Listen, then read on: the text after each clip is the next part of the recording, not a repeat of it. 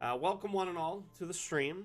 I am going to get started here shortly, but oh man, I accidentally already revealed this week's damn challenge. I guess I'll just leave it up. So this week's damn challenge is going to be haunted. So using that as your theme for the next week, you can make a map. I figured I'd go with the themology of the month. You know, it is the season for hauntedness, as we should say. Anyway, I appreciate everyone being here, and I hope you're having a wonderful October so far. Oh, Dirty Rollers, how are you? Welcome back. Welcome back. How you doing, my friend? How have your streams been?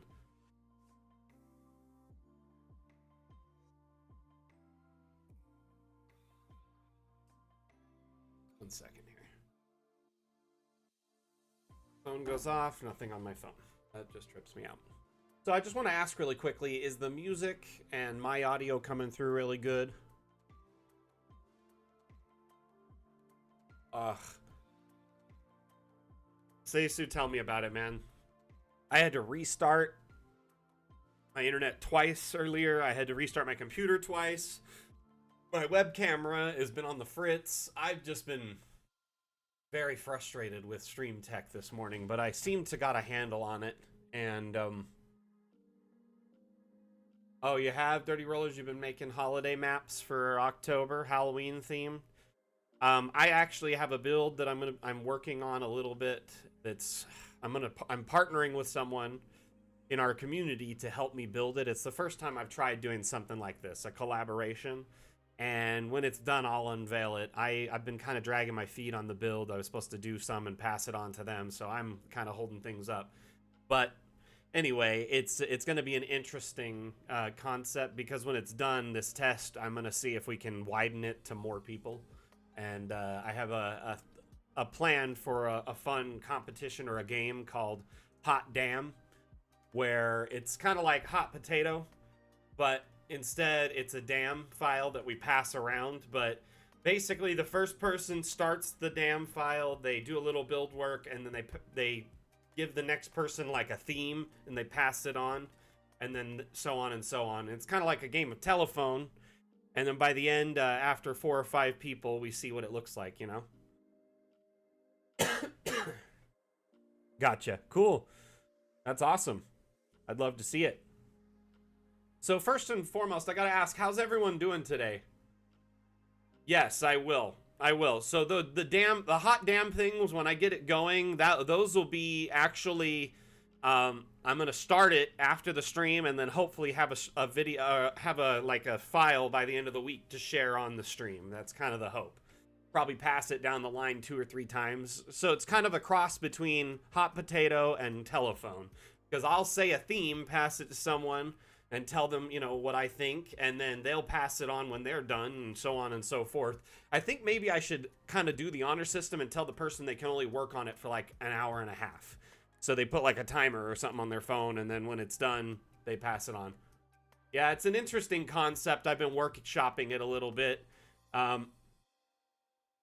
It's not fully, you know, realized or designed in any function, and that's why I say that, like, it needs some testing to see what works, you know. And like, I realize everyone has lives, and so it may be hard to pass around a file to 5 or 6 or 10 people. Maybe 2 or 3 is a good idea per each one, you know what I mean? So anyway, we'll get it all figured out. So that is a good idea. I have all the best Dungeon Alchemist ideas. Sorry, I think you should leave quote. I don't know if anyone likes that show. It's like pretty much one of my favorite comedy shows, and now I'm just gonna stop talking about it. Anyway, hope you're all well. Tell me, how has your week been since the last time we streamed? What have y'all been up to? What you've been doing? Anything interesting, I hope? Any builds, your campaigns? Let's talk about it. What you've been doing. And let's actually start the stream off by going into the winner of last week's damn challenge.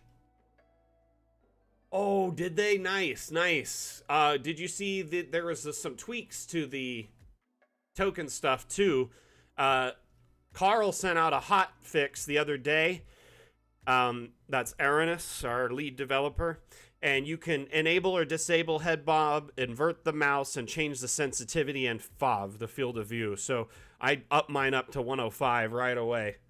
Yeah, that's so awesome. I'm glad to hear they enjoyed it, Aloe Vera. That's so amazing. So now, like, if the head bob was bothering you before in first-person view, you can now disable that. So, you know how this kind of, I don't know, when the field of view is up, the head bob isn't so bad or as prevalent. You know what I mean? I think field of view also helps with the head bob a lot. Man, this is more like what I play Battlefield with. This is like my normal field of view. 105. And then I run like 10 sensitivity, like max sensitivity. Anyway, Mac Moonlights is an FPS streamer. So I actually enjoy this a lot. So the devs are very responsive to your insight and feedback, and like they were paying attention to Discord. They just were gone for like a week after the update, but they were still getting things fixed and updated and worked out. Mac users were having problems. People were having problems recording, you know, with both platforms. And so like the devs fixed that. There was responses about the head bob causing problems in field of view. Devs fixed that. They are incredibly responsive and receptive to, you know, what you guys need and want. Just make sure you're letting them know, you know, in the support section of Discord or on the upvote, because that is where they are most likely to see those things. And I also relay, if there's a lot of people having a similar issue, I'll relay that information to them anytime I can. The devs are amazing. Honestly, the devs are so good to this community, and they're so, like, incredibly quick, responsive, insightful, and they're incredibly smart, guys. They know what they're doing. It's so crazy how they're constantly coming up with unique solutions to all the problems that are presented by, you know, new requests for, like, new features or things they never anticipated being part of Dungeon Alchemist. Welcome back, by the way, Sight for Psoriasis. How you doing? We have another Damn Challenge winner with his VIP and artist tag. So let's announce this week's winner of the Damn Challenge. So there wasn't that many entries this week. I think there was only 4 or 5 entries, which, you know, made it easier for me to choose, but at the same time made it hard because I had to pick between the 4 there. So this map just struck me as incredibly bizarre and unique. This was made by a wizard for hire. Took a play around my music shop in DA this week too. Oh, that's awesome, Random Ladybird. That's so cool. So this was made by a wizard for hire. And they're pretty regular on our Discord. I see them all the time. But they said they made this as basically a transport station for an Eberron campaign they're running. And I just loved how interesting and unique, and it reminded me a lot of Back to the Future 3. And honestly, and I loved all the entries this week. There was a couple that were just down-to-earth caravans, which I love. A good, just regular old caravan. They always strike me as very unique and interesting. But something about this build, the lighting, the electrical currents all over it, it's well designed and it's fun. And by the way, any object that you can color, if you click on the color object, you can click black or white and change them to that color, or you can do everything in between. So these also work as colors. I didn't even know that until the update launched. But, you know, you don't see very many steampunky, or, you know, Eberron designs in Dungeon Alchemist. And I think these new objects, the coils, or the, you know, what are they called? Sorry, they're coils or conductors. They, they give you that ability to kind of give off that impression of a steampunk or a futuristic environment.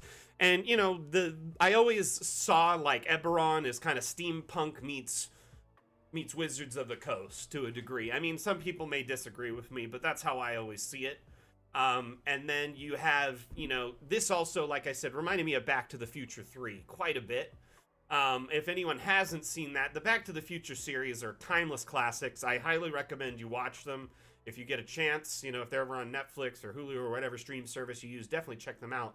But in Back to the Future 3, the basically Doc is trapped in the 1800s, and he's making the most of it, being like this super scientific doctor who can make almost anything out of nothing.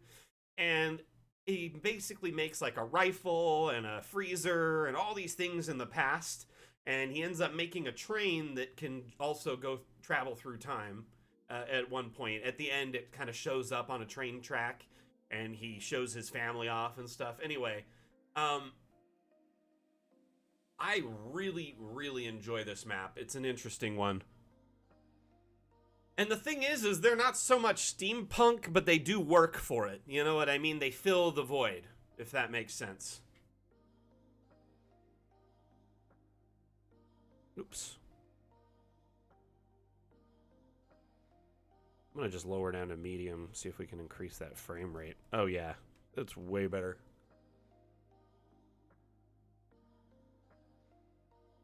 So I want to say welcome to anyone who has, you know, wandered in the last few minutes. I am Mac, the community manager of Dungeon Alchemist.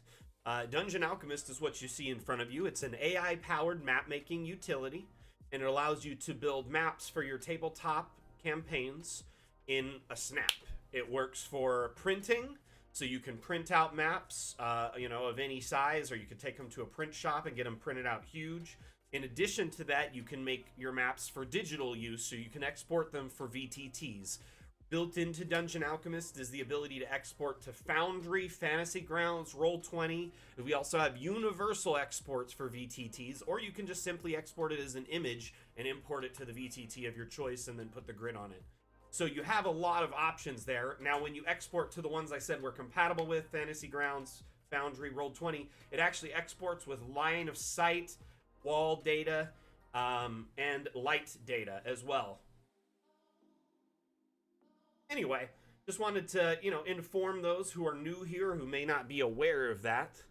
And again, Wizard for Hire, this build is just stunning. So much color and life to it. Really do appreciate the time and effort you put into it, and the creative misuse of all the assets. What is that? Anyway, trying to look at these pictures, figure out what's on them. Sometimes people leave like little Easter eggs in their builds. This is interesting, like rail station though. They've got like the little, you know, like the lines like you would have at any rail or train station. It kind of does look like that, huh?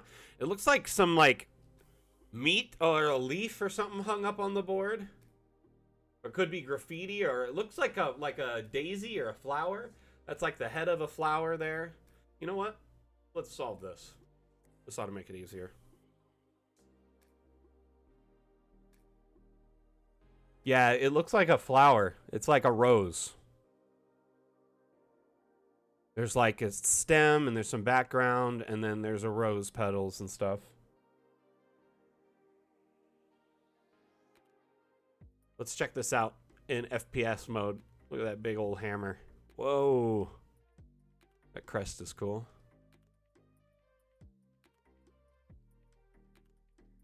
Hey guy, what up?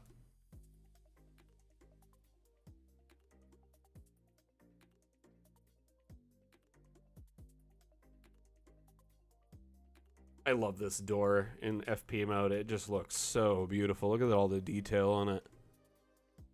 Also, you can close it by left clicking. One of my favorite features of FP mode. I do wish you could tack a light source onto yourself, like a torch or something, and then you had light. So like it would pretend you had light, like you would in a torch, or like if you had light casted on you. So it would be cool if there was a light icon you could click and it would turn on a light source around you. Because a lot of people have light cast on them or on their armor, or on, you know, they have an object of some sort.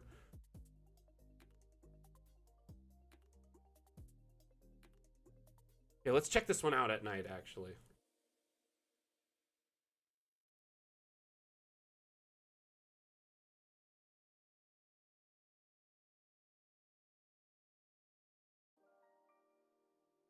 Whoa. Right? I mean, it just makes sense that a lot of players will have a, you know, like a light source or a light whatever. I'll relay that to the devs, you know, something that came up today on stream. I wonder if any of them are here right now. They sometimes incognito and hang out and just don't say anything. They'll chill for a while. So cool. Howdy, partner. Honestly, I haven't spent a lot of time just looking at all the assets in first person, and some of them are just out of this world. Look at the detail on the painting. You can see, like, the canvas. Like, that's insane.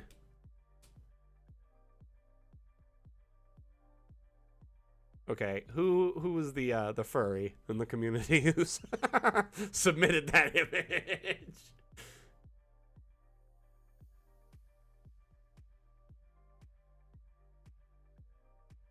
This image is also great. It looks like a party is being guided by Jesus or something. What is going on here?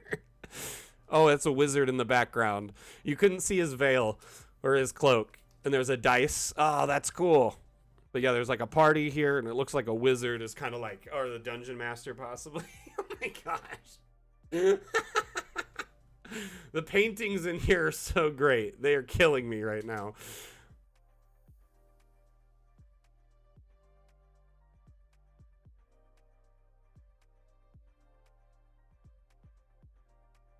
Let's see if we can.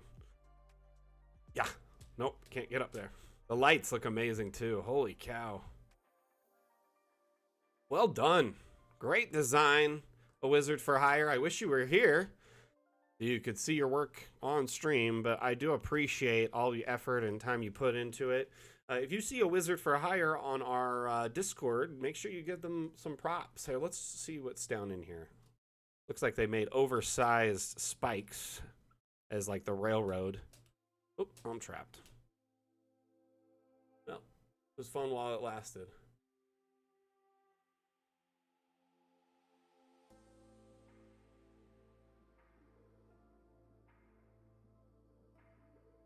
Yeah. Oh. You can't run and jump, it looks like. Okay. We good. We good. Okay.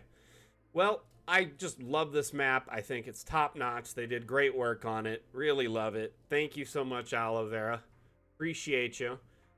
Or not Aloe Vera, sorry, you didn't make this, but thank you for being here. And thank you, A Wizard for Hire, for making this map.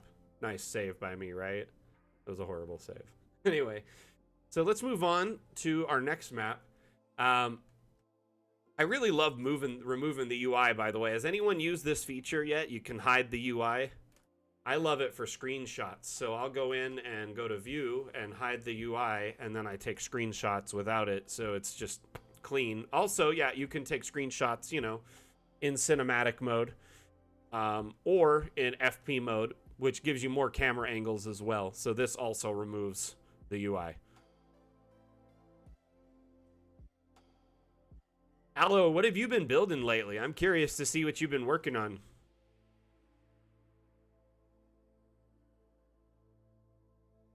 Yeah, see I will get rid of the view and then do Win Shift S and then do the window cap for the whole window, and then it just caps the whole thing. That's usually my way or my way to do it too. However, I also like the camera angles you can get now with like the cinematic and FP mode, so sometimes I'll use them as well.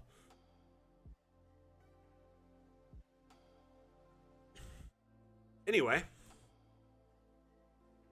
my PC, it's kind of funny. It struggles to record in cinematic mode, but if I get rid of the UI and just record using like a stream software on or like my stream software, yeah, it works just fine. It doesn't drop frames, and I can record at way high quality.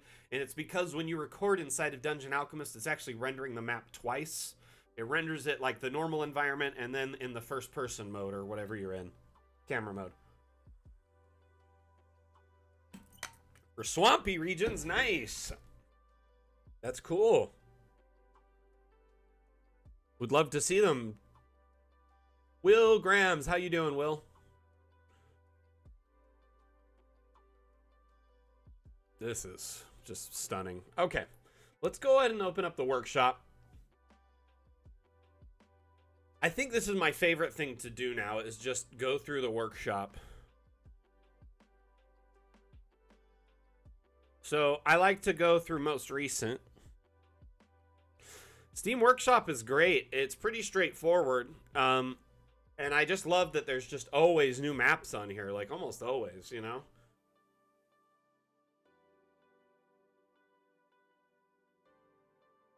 I think last I checked, we had something like almost 700 maps.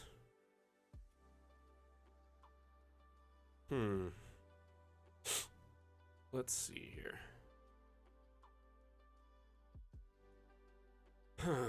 Ooh, let's check out this boat. I do love that our community loves sharing so much. It's interesting. Oh man, now that you can like... Those are boxes?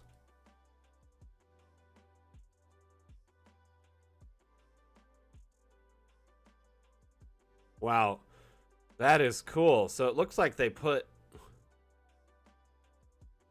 Oh my gosh, what is on this? It looks like there's a painting on top of this, and then they changed the image. I'm so confused as to what this is.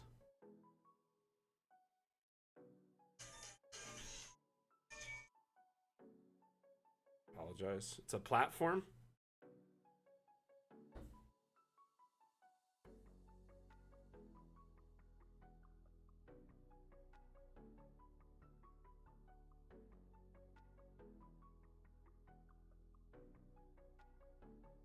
I hadn't even seen these. Honestly, had not even seen those. So that's crazy. But it looks like there's a painting here that's a hatch. I was wondering if the whole thing was a painting, but that's the painting. That's a brilliant little hatch there. And then, yeah, they just put these platforms down. And then what is this? That's just a flag, right? Oh, nope, it's a pole. And yeah, they just made their own. That's brilliant sales.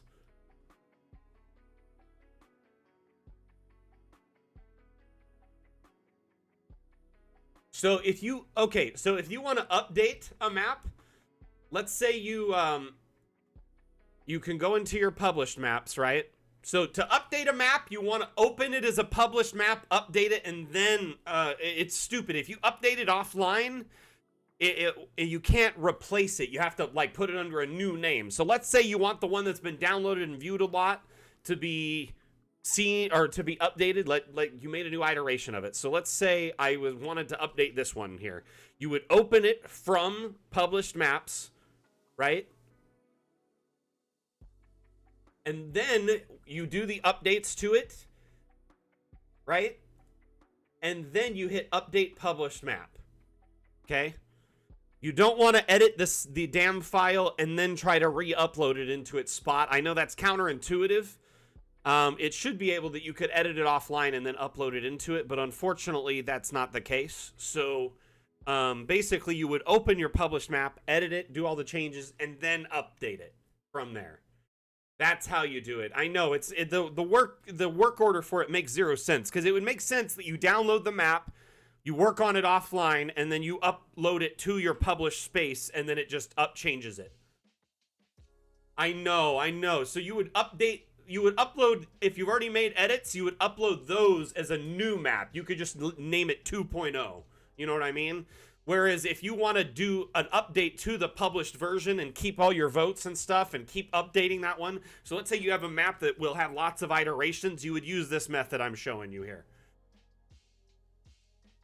Oh, it is indeed, Gambino. And the cool thing about it is, I mean, you can just come in here and type something and more often than not find it.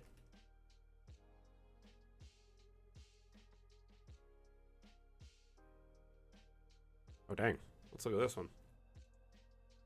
That looks interesting.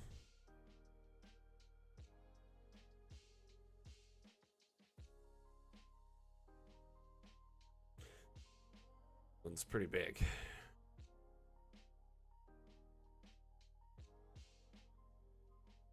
You can do it. Oh. Whoa. That is quite a friggin' maze. I'm gonna lower this to low, really.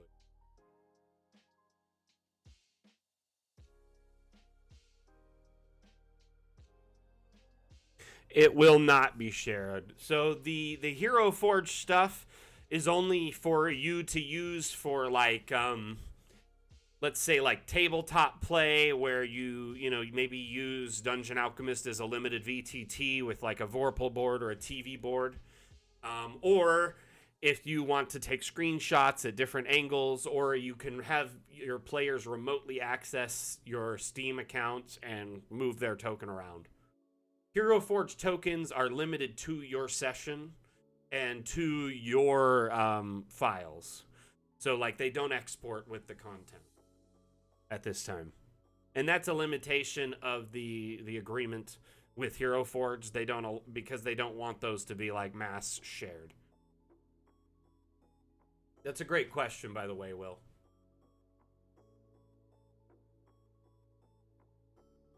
Ah, that's brilliant, actually. That's smart. It's just like a flat template. Oh, yeah, for sure. It's very, very ominous, and they hit all the lighting, it seems like, in all the walls, so you don't really, like, there's just little candles down in here, I bet. And one thing about this map is, oh, I like how they put the lights on the dragon heads. These are, like, Kickstarter assets. That is right here, but this is this map, because it's shared, you can open this map and get access to the Kickstarter assets, or this asset at least, for this map only. I think it's hidden in the wall.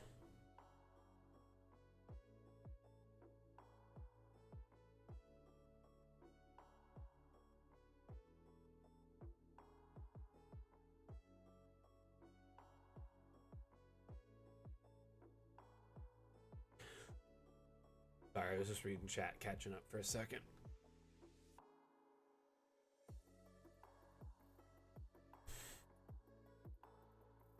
Yeah, Will, make sure that any of you are buying, if you're getting Hero Forge tokens, make sure you get the 3D digital mini. Don't get the 3D for printing one. 3D STLs, no, don't get those. Do not. You need to get the 3D digital mini. It shows a bunch of VTTs listed under there. Currently, it doesn't show Dungeon Alchemist listed anywhere on their site, which is frustrating because it would make it easier for people to know which one to buy. But anyway, it is the 3D digital miniature. You know what? I'm going to just show y'all real quick.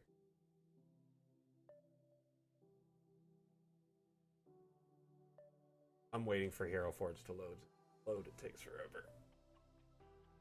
Their website is something else.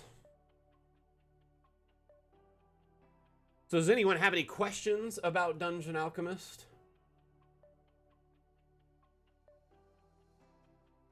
Okay, so let's say you built a token, right?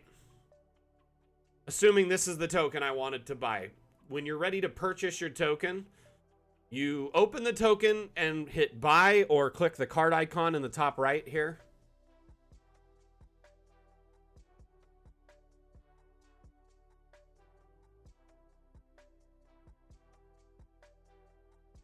Thank you, Seisu. So this here, you would click buy, and then it'll show on the right side a whole bunch of different options for how to purchase it. Plastic, premium plastic, color. That's not what you want. Down at the very bottom of the list, well, I mean, there's even more options, but if you see here, it says 3D digital where my mouse is moving on the... Oh, I guess you can't see past me. Let me move my camera here. I am going to hide my ugly face for just a minute. Okay, so behind here, it shows all these different buy options. The 3D digital is the guy you need to buy. If you buy the STL download, it will not work, and these are only for 3D printing. They don't have the color or shadow information or textures or anything for VTTs and other, export stuff. So in this case, you need the 3D digital. Okay. Now, there's lots of cool ways to get these. You can make your own tokens and then purchase them like that. Or if you go under packs, you can actually buy you get a pack a month as a Pro Plus member. I got the Cyber Vigilantes one last month and the Shaded Spirit one this month. You can also you get 5 credits per month as a Pro Plus member. You can redeem a single credit for a 5-pack. So like here I got the City Watch pack for a single credit. Normally it's 1 credit for a single custom token of your own. So 5 tokens for a credit isn't bad. For 5 tokens for 1 credit is not a bad deal at all. Anyway, so make sure when you are making your custom token that when it's all said and done, go to cart and make sure it's 3D digital. Has to be 3D digital or it will not work. Anyway, I hope that answered y'all's questions there. I think the light is hidden in the walls. So they've like put little candle. Yeah, there's a candle like right there. You can't even click it. It's so well like hidden in the wall.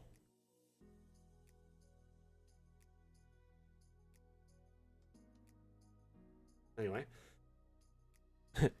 Winter's coming. No, actually, winter in progress is what we say around Dungeon Alchemist.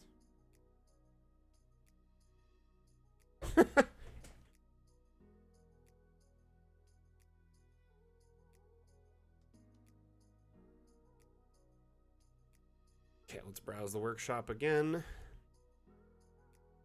Yeah, let's check this one out.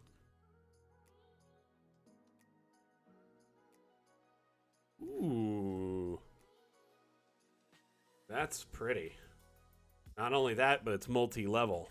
So, oh my goodness, that's beautiful.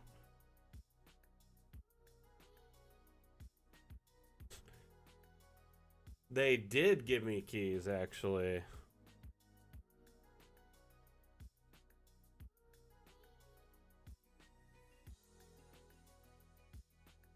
Man, I want to take some pictures of this one. Yeah, this is ominous. Plus, the boss could escape, or you can travel to somewhere else after. You know, so it's like, this is great though. A good combination of like rubble and like ancient, like just abandonment and worn. You know, like I like the catwalks here, and there's like a camp built in.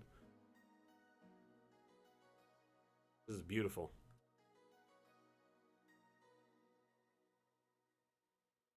Stunning map for real. Great work on this. Who made this? It's Phoenix. Well, let's give them a thumbs up. What do you say? Thumbs up from Mac. Take a closer look at it at first person real quick.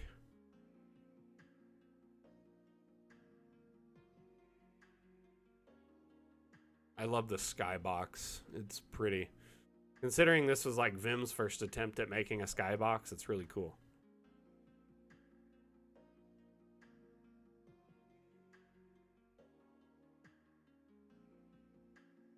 You know, I would imagine so, that the workshop will only get better with time, like filtering options, sorting options, etc. There's already been a couple updates to it since it launched, a few like quick changes and whatnot that were in some of the update notes. I'll check them in a second here. And this map is just great. Very beautiful work. They did just fantastic work on this. It's kind of a combo of both. I honestly, Aloe. I mean, there's limitations of what Steam Workshop can and can't do, and we can unlock, and there's some things we haven't added yet that are available, and there's some things that people want that aren't available.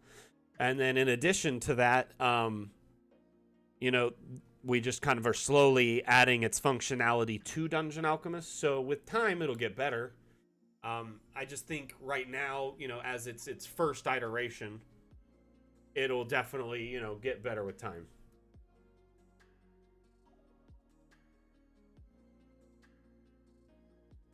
Wish I could just jump through that. Come on. Come on. Come on.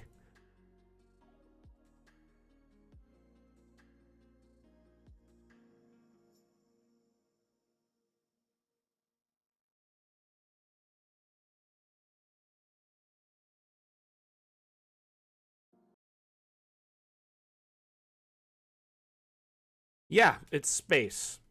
1 second here. I'll show you the hotkeys, but I'm just gonna get the music one back up because like it's paused. Okay, so if you go, the first time you open tokens, it showed hotkeys, but if you go to help, you can look at you know, the different hotkeys. So here's first person mode.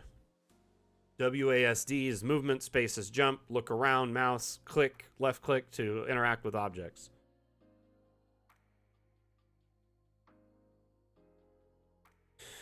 Yeah, honestly, like, I think the devs weren't sure how the community would be receptive of it, but so many people have shown creative uses of it so far with both tokens and like videos and stuff. It's so interesting seeing first person videos showcase maps.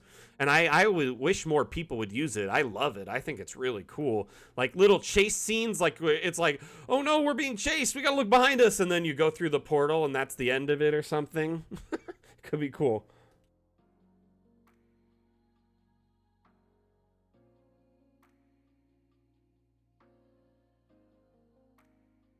Oh, no, there is not.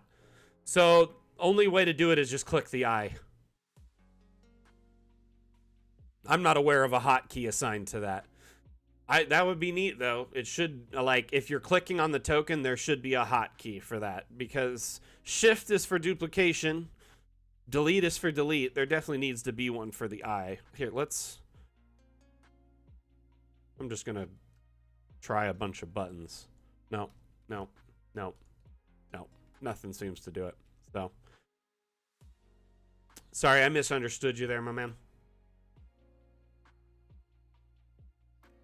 I will. Okay, so here, I gotta add some notes from today's stream. So earlier,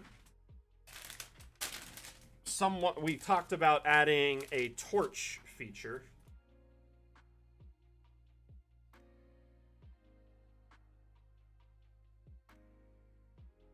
So basically, it would just add light to your token, like you had the light spell on you, or if you were holding a torch, because you'd have like a little bit of light cast around you. You know what I mean? Your token, as it moves, should have light with it. So that was one thing. Now you were asking for a hotkey. Oof. I think I just ripped this paper when I was folding it, because I folded it like a monster. Hotkey for token eye. And then I want a hotkey for IDY. Cool. I've been taking notes of stream stuff and I've been relaying it to the devs, especially because sometimes it gets brought up and quite a few people will be like, oh yeah, I want that too. And so I like to make sure that we're talking about it, or especially when I, speak with them later. Anyway, this map is stunningly beautiful. Thank you so much, Phoenix, for sharing it. Let's try a new one here.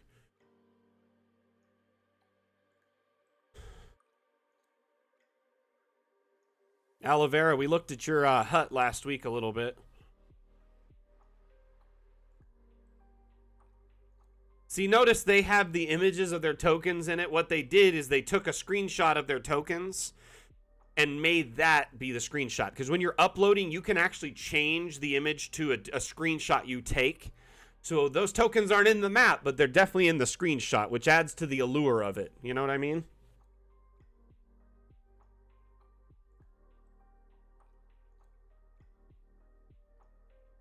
Oh, for sure. I understand. I understand. Huh. Let's, oh man, 14 pages of maps now. That's insane. This keeps growing by the day. Hey, let's check out this landing page. This looks really beautiful. Let's check it out. I love that this was kind of a creative thing. So Francesco figured this out like a couple months ago, and then ever since then the community has just gone crazy with it and really, really taken it to the next level, especially once we got like parchment objects that you could customize and put stuff on. This is beautiful. So here, let's look at it from first. Oh, I don't know. Maybe the token will be kind of tiny. Yeah. Okay. So you have a map that it looks like they made an incarnate. Here's a map from Dungeon Alchemist, and then they have character tokens here for all the players. This is beautiful. It's a very stunning map. Here, let's try looking at this in cinematic. Yeah, there we go. Look at that. Here's a little map that's like, oh, this is our next mission. You know? They have a whole planning section here. Here's the map of the world. It's just like a great landing page. And I mean, if you made or paid someone, like commissioned someone for a custom landing page of this caliber and quality, you're looking at, you know, $40 to $50 to $100 minimum if they're doing 3D. If it's just art, you know, maybe 30 to 50. And that's assuming they don't always already have a custom one that they just plug in all your stuff, like a template. This is beautiful.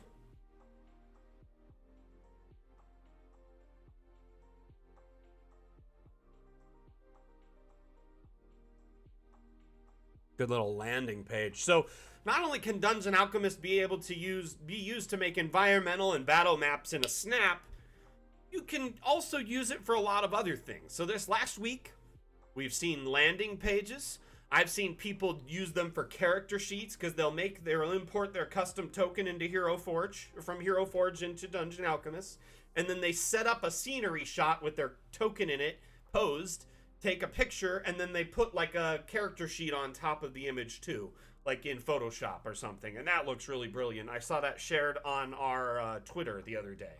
So landing pages, character sheets, maps of all kinds, both AI generated and hand generated. It's incredibly, I mean, feel free to download it too.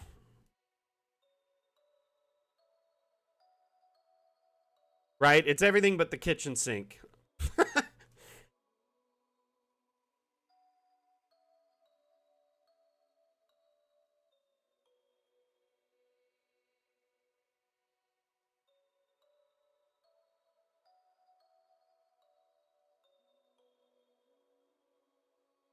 I'm gonna get a drink really quick.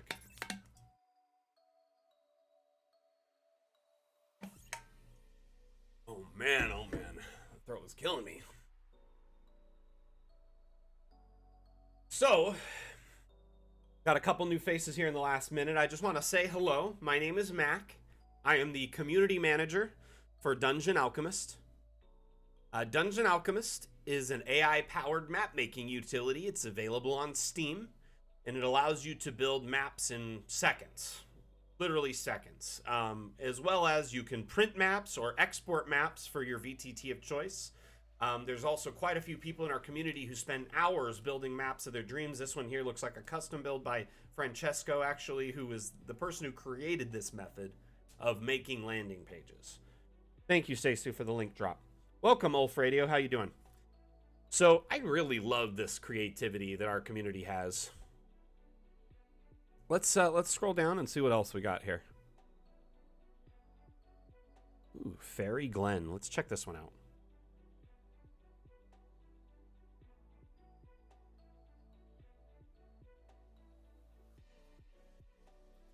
We don't have any 3D exporting or importing at this time. I will say, though, Hero Forge is the closest thing to a 3D importer.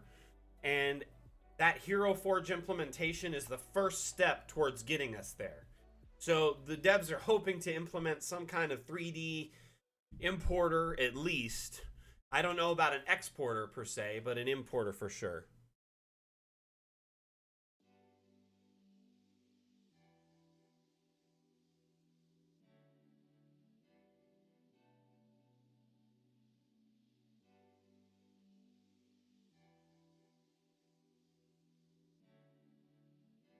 That's a great question, by the way, Will. Appreciate it. And remember, everyone, if you have any questions about Dungeon Alchemist... Oh, I just hung my... Like I hung my OBS there off the edge on accident. If you have any questions about Dungeon Alchemist, feel free to ask. As I'm the community manager, I do my best to answer any and all questions, and I have, close to 800 hours of use with Dungeon Alchemist, so I have quite a bit of experience with it. But we also have, moderators and other people in our community here in chat that are very, very attentive and helpful and like to offer their experience and guidance as well.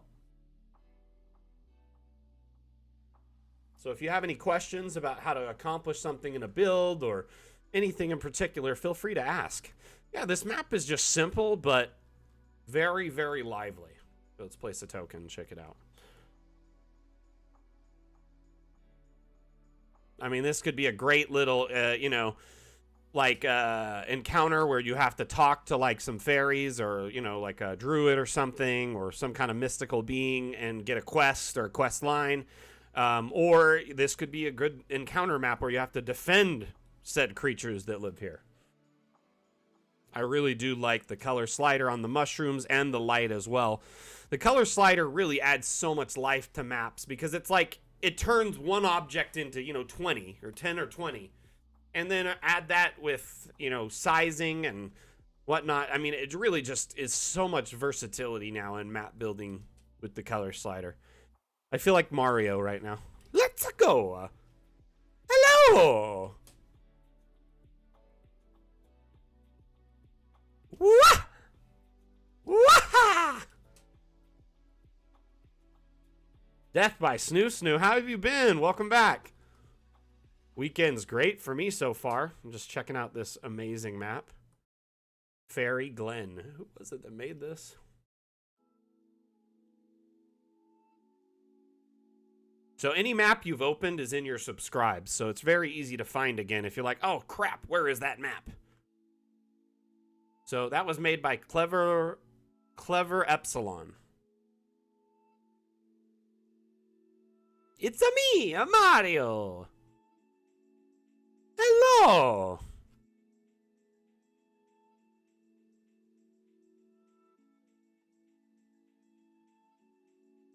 That scroll bar is nice though, on the side. It's a nice little.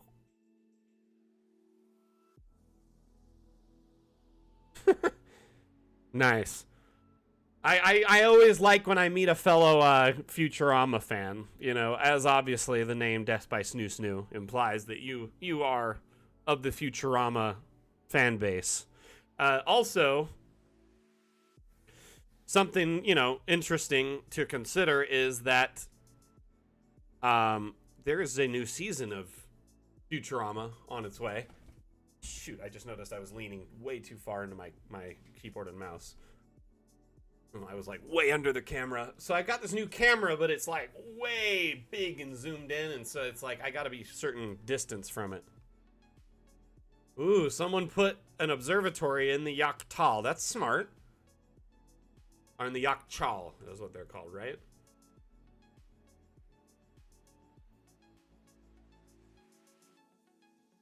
Brilliant. Brilliant. That is a clever use. Right? Close it up. Aw. That actually kind of looks like... Man, if there was a slot in it, could you imagine? Oh, it would be just like an observatory. Like, this is as close to an observatory as you could get in Dungeon Alchemist, for real. This is brilliant design. That's very clever. I love this. Oh my gosh. And the thing is I love the Yakchals so much because they're an object I suggested. I actually went to Vim and I was like, I would really like to see these in Fata Morgana because they fit the themology. And he's like, oh, those are great. So, I actually haven't had a single drink this weekend. I haven't drank in a while, Snoo. Do I sound drunk? Sorry, I did not realize I sounded inebriated.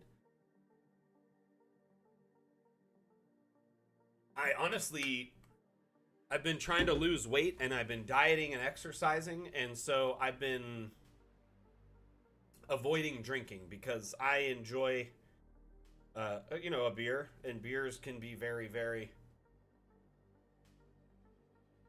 Oh, Corey, no. I haven't had a single drink, I promise you guys, I swear. Other than water. But no, I can't do a giveaway until we hit a certain threshold.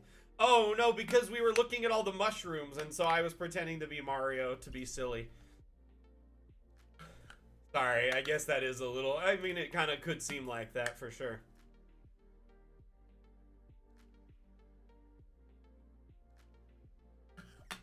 Greetings from Germany. So, in order to do a giveaway, we have to hit a certain threshold of viewers, and we haven't hit it yet. So, that's kind of the standing order for giveaways. Always.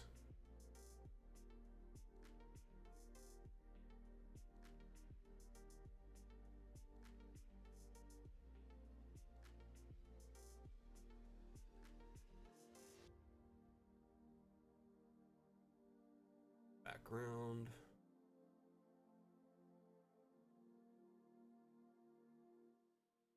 Honestly, like I've always liked to be goofy on stream because, and even on the like professional Dungeon Alchemist streams, because like I mean we gotta have fun, you know what I mean? We gotta have fun sometimes. Those platforms are great. I didn't not even know about them. I need to start using them. Those are brilliant. Anyway, I enjoy, you know, having fun on stream, joking around with y'all, and getting silly, and also, you know, enjoying these beautiful builds. I wish we could sit up on that.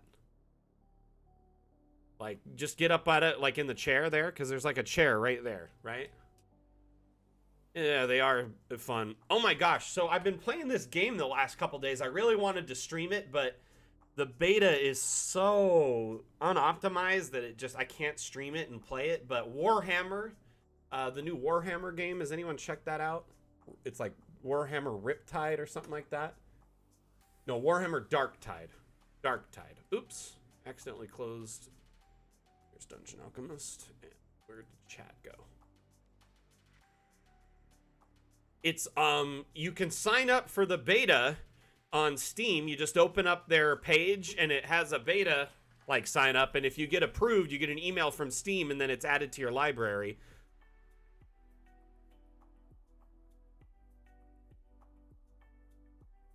Oh my gosh, I've been playing it, like I'm like level 4 or 5 now. I absolutely love it. I wish I could stream it because it's just so unoptimized, but it won't allow me to. That and my computer's starting to get up there in age. Mac needs to build a new PC soon. I'm thinking I need to spring for a new motherboard, a CPU, and a GPU.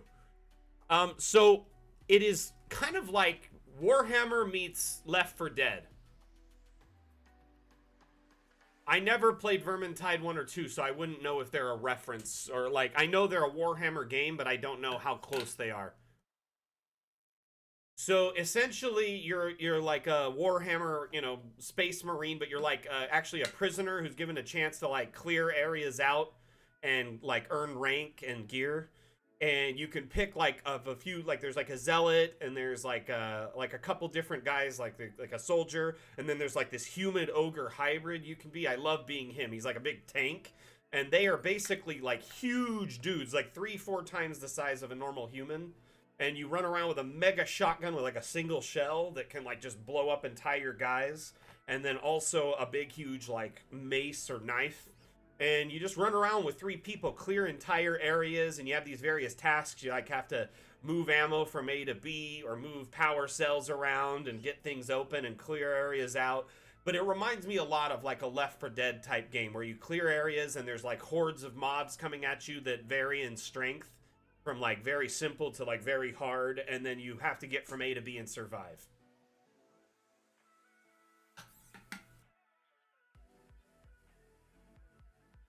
It is an FPS. You are in third person when you're like hiding out in like when you're in between missions and like buying and stuff, like buying gear and whatnot. But in game, you are in first person. It's pretty cool though. I would check it out on Twitch afterwards. Sorry to get sidetracked there. That's kind of what I've been up to this week, and coming up, like, other than work, you know. Anyway, let's move to another map. Yeah, I got a little sidetracked there. Let's see what else we got in here.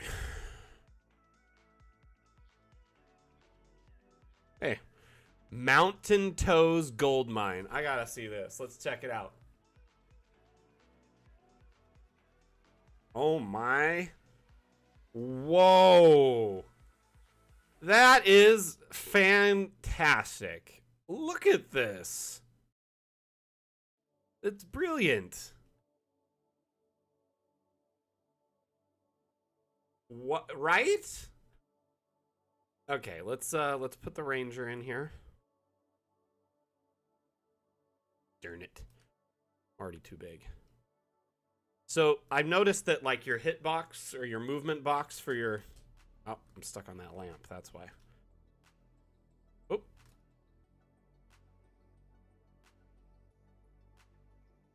Your like hitbox is the size of your token. So resizing your token can help. I'm sure we'll see some weirdness at this angle, but I mean, this is just cool. It reminds me of like a goblin town. You can't always jump through spaces. Sometimes there's like invisible walls that just straight up prevent it. Oh no! Bye-bye token. Let's get in here at the cinematic mode. I just love how dark and dreary it feels in here though. Right? He was never seen again. Oh yeah, for sure. It definitely does.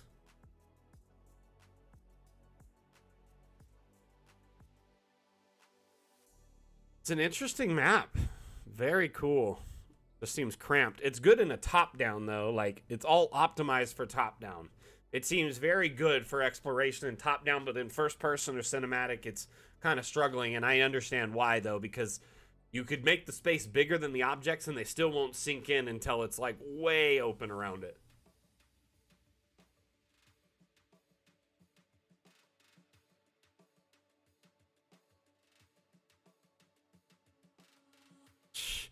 Oh, thanks, Snoo. I appreciate the love. But, I mean, honestly, mine's really not that great anymore. There are some good mines coming out nowadays.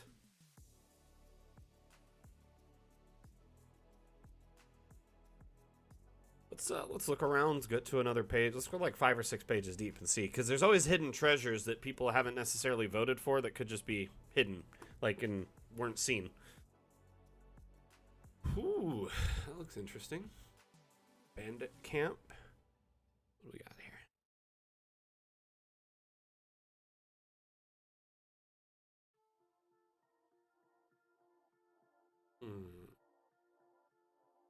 Hey, aloe vera, a large bridge. Your cliff prison. I remember when we had that on stream. And that was your win a couple weeks ago. Look at, we found a vein of aloe vera up in here.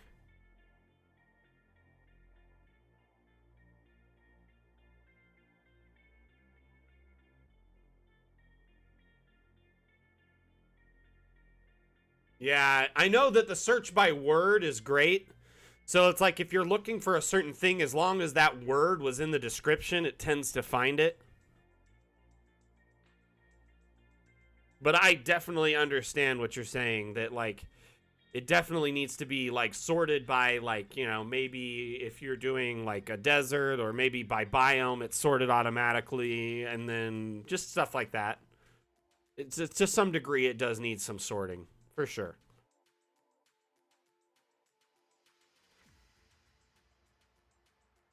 It's like a School of Magic, floor 1, floor 2, or floor 1, okay, ground floor, floor 1, floor 2, floor 3. Dang, basement.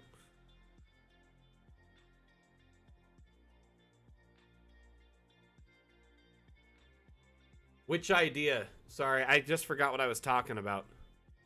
Oh, like for sorting? Right? Would be interesting. Yeah, let's take a look at this. Crazy squash face. A church.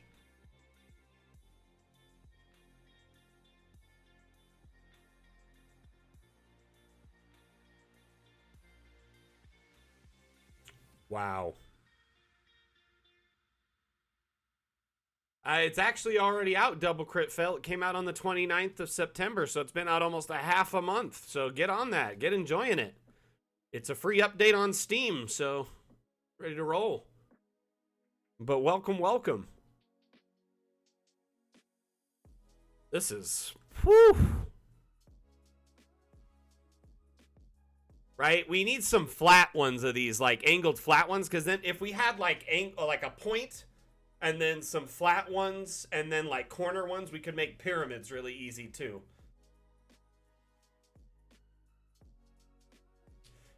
Dev team's less than 10 people. We have 2 developers, a handful of artists, and UI and UX, developers, and then myself is the community manager.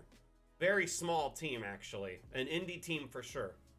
And then we push out an update every roughly 2 to 3 months. And those updates are free. And they're called stretch goals. Dungeon Alchemist started as a Kickstarter. That Kickstarter funded a ton of stretch goals that are promised updates for Dungeon Alchemist. And as they roll out, each update is a themed stretch goal. So our most recent update, Fata Morgana. The one before that, Abandoned Ruins. Our next update is actually 2 stretch goals in one. So we're releasing 2 updates in one. And it is everything, or the floor is lava and Winter Wonderland. So it looks like you can't go in this build of the church. The doors are closed off because these are like structural wall objects. Once you pull them away, there's like to stack on it, they had to build up to put it in there. So it's more like a visual thing. They probably have another version of the map where they can see inside. And that's probably what I would do, is just leave the roof off for one build and open it. So you have one open, one not. Because they use stackable objects instead of the AI builder for this.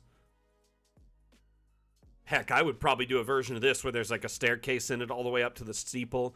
So you could have a fight in it. Oh, that would be such a cool fight. Like 6 floors of... like stairs going up to like a bell tower or something. Oh my gosh, could you imagine that fight? Woo! Artificer go boom. I mean, you can technically get decent ISO stuff. I've taken decent ISO shots myself. It just depends on your angle. And now that you can take the cinematic camera and move it almost anywhere, it's really just up to you to kind of set up the scene for an ISO shot and then take it. But like, I've actually made builds for people and taken shots in ISO'd angles for them, and they work just fine. And then when they put them in Foundry and stuff, they just use the normal scale squares, and it almost worked perfectly. Like, I don't know. It's really just a matter of kind of fine-tuning it by hand. But I agree. It would be cool if we could just immediately have an ISO camera. It would be neat, for sure. Okay, let's turn on the grid. But I mean, once you have a grid and you kind of angle it just right, it's not too hard to get an ISO angle if you are like just right, at least for the base floor, and then the other floors you just kind of realize that's what it is, or you could add in, grid to it. As it gets up a little bit higher, it's bound to get a little tighter unless you get a really good shot, but that's, that's the nature of isometric maps. Oh, excuse me. I feel like I have to sneeze. Oh, man.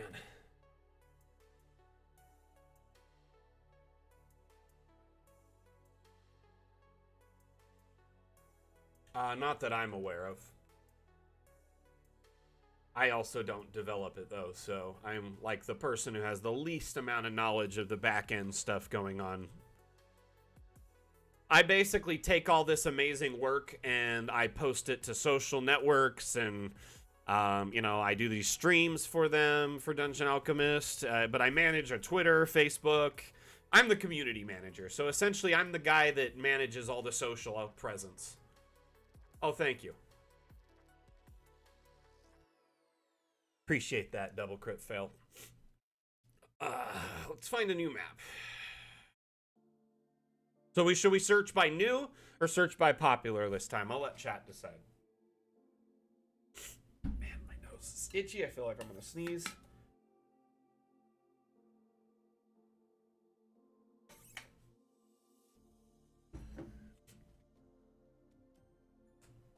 Wolf Radio and Carmelo Premier, thank you for the follows, by the way. Much appreciated.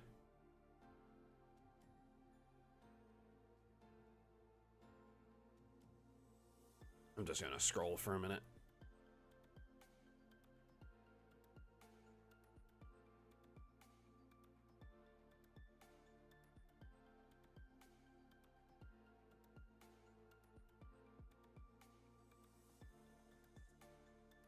Search popular if different.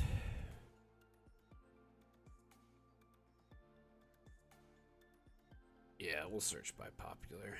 I'm gonna go like probably 2 pages, 3 pages deep because I've already searched most of the first couple of pages, I feel like.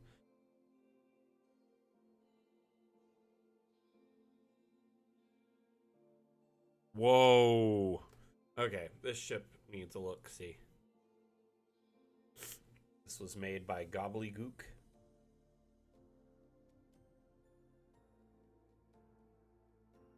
Always love me a good ship, you know?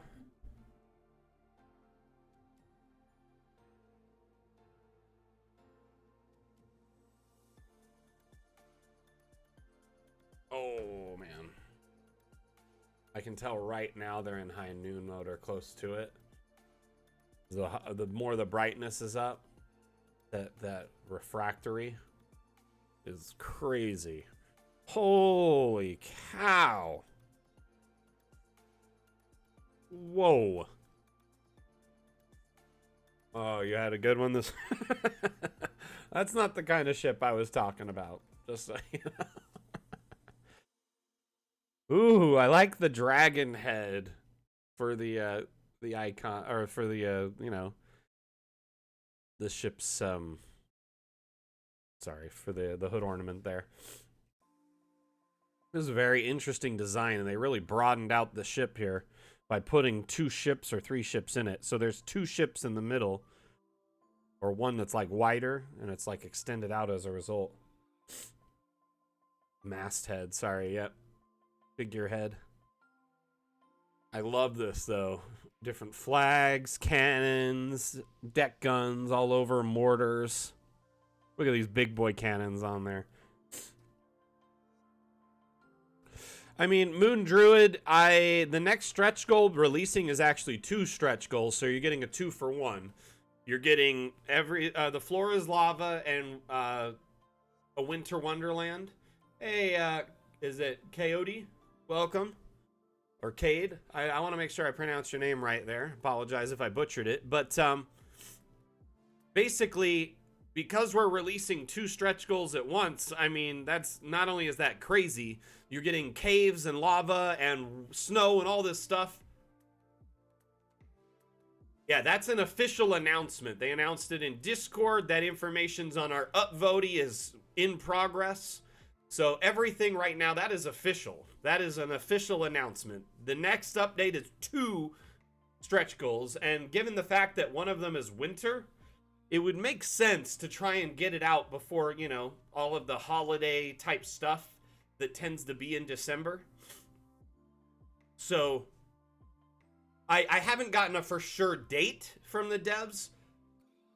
So KO'd. Okay, cool. Nice. Awesome. Just want to make sure I got that right. Welcome to the stream. Hope you're doing well. Just so you know what you're looking at, this is Dungeon Alchemist. It's an AI-powered map-making utility available on Steam. It allows you to build maps for your TTRPG campaigns. KO'd, right? But it allows you to build maps for, you know, Dungeon or D&D or Pathfinder, etc. And you can build them in a snap using our AI. Or you can sit here and build custom builds like this one that get really intricate and are far outside of the normal build capability of our AI. So it kind of has the ability to do everything you want or everything really quickly. It's neat.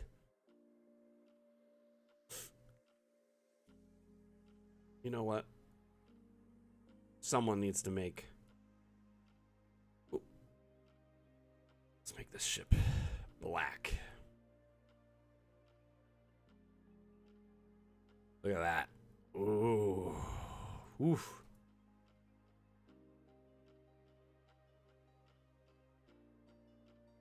Honestly, Moon Druid, they try to push out, I mean, with every update, It's a combination of assets and art, biomes, rooms, and then a bunch of usually quality of life features. So it's always a little bit of everything. Every update pushes quality of life and new features. Every update pushes new biomes. So you'll almost every stretch goal is a biome. So you're bound to get a new biome almost every update. There's only like one stretch goal that isn't necessarily specific to a biome, and that is instant dungeons, if I'm not mistaken, right? Seisu? Oh no, you're fine. I'm not mad at all, and I'm not getting on your case. I'm just saying I'm trying to make sure people understand that like the rate of a 10-man team, less than 10 people pushing out these updates is crazy. But yeah, it'll be probably, I mean, at the just given the average, we usually do about 400 assets per update. This last one had 2 biomes, 10 room types, plus a ton of quality of life features and new features like tokens, Hero Forge, you know. So I would imagine we'll probably get like 3 to 5 quality of life features, a bunch of like, you know, patches and fixes, and then in addition to that, you know, a new biome type. Well, the two new biomes, it'd be cave and winter, I'm imagining. Seisu, I asked if all of the stretch goals except for instant dungeons are biome themed, correct? So, but like I guess high seas and the water one, our water worlds are 2 different ones themed around water, but one's more like rivers and like, you know, waterfalls, and the other one's more like ocean and like ships. So, but I would say instant dungeon is the only one that's not a biome, other than, I mean, you could call dungeon a biome too, technically. Oh man, I love working for the Dungeon Alchemist team. It's amazing.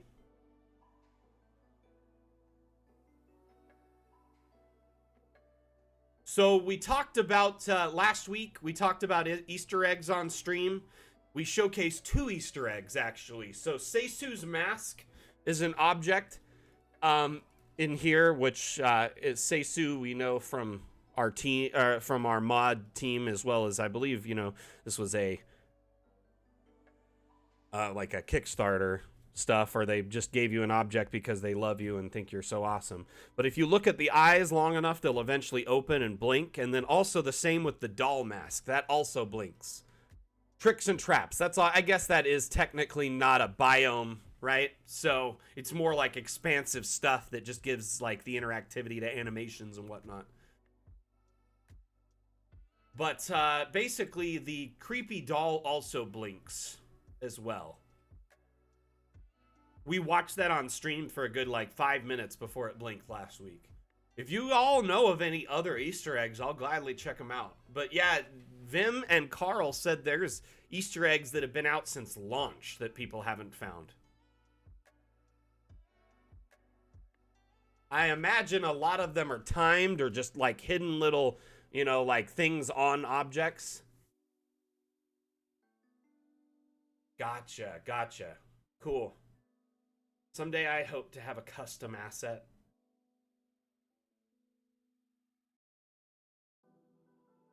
Just name it Max Custom Asset.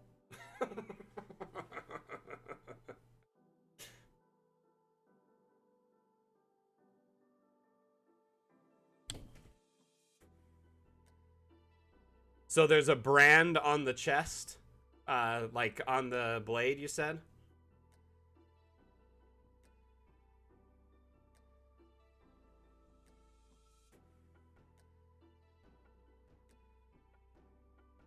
Wait, there's something on that?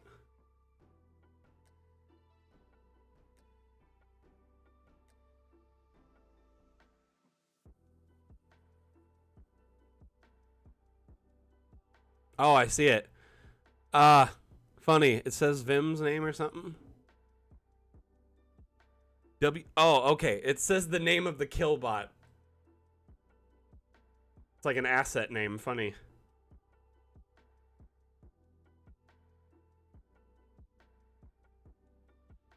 Anyway. there's like text on it, but it doesn't hold still long enough. I'll probably have to pause it outside of the stream and look at it.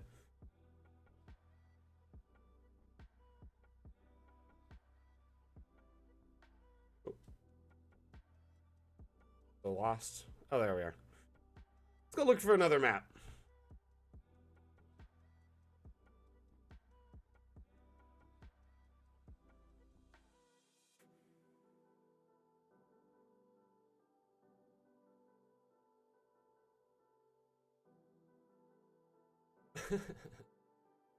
Funny.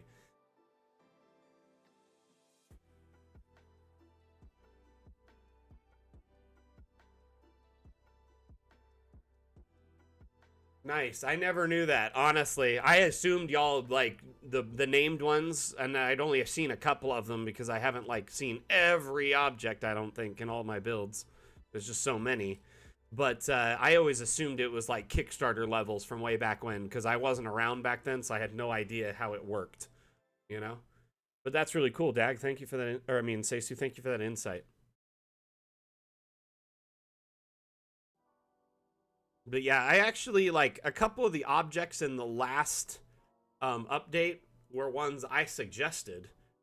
We there was the Asbods, the windmills, and the Yakchals. I just felt so tickled to have an object in Dungeon Alchemist that like I suggested.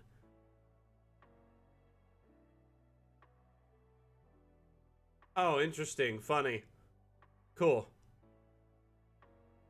That's really neat.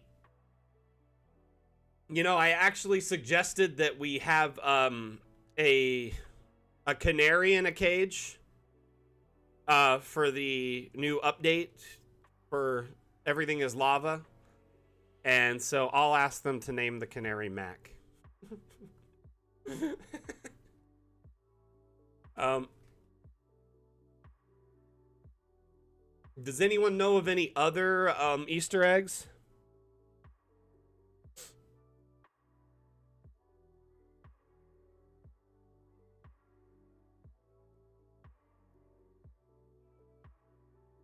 You know what we need would be cool is if there's a painting with eyes on it and the eyes moved or something. There probably is that. It would just be cool if we could put GIFs on paintings.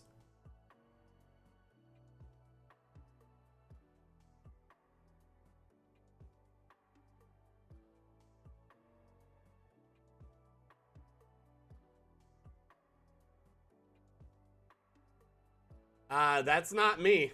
No, that's not me. So I want to make a pirate artificer called a Yardificer. Just a I saw that. Thank you, Will. Thank you. That's cool. A Yardificer.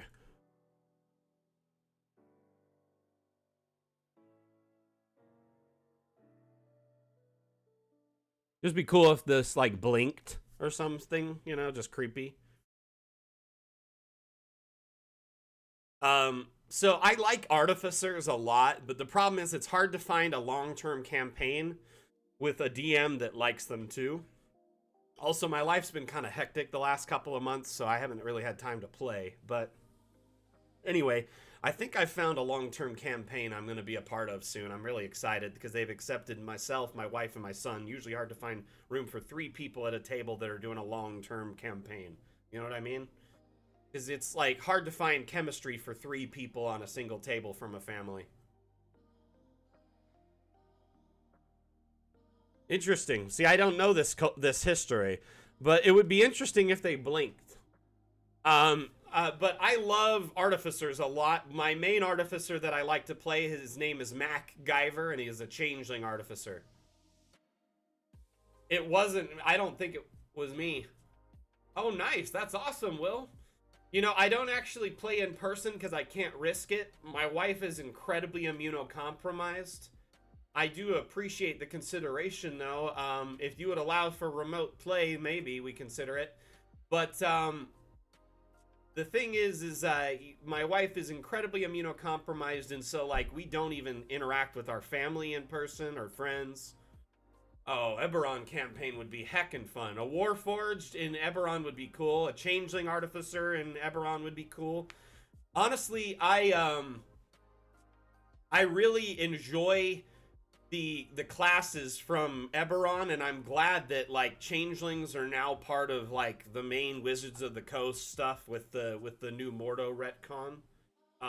They're a very interesting class or race to me. I just find them intriguing. And people are like, well, why not play a rogue? I'm like, it's boring to play a changeling rogue. Anyone could play a changeling rogue. Play a changeling artificer who moonlights as a rogue on the side.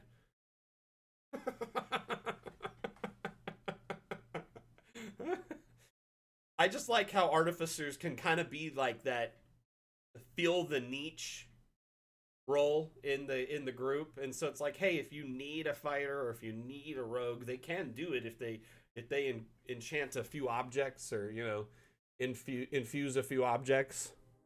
Oh yeah, they're kind of like a Swiss Army knife. Nice. Do you know what part of Vegas you're moving to, Will? Any idea? Have you been looking around?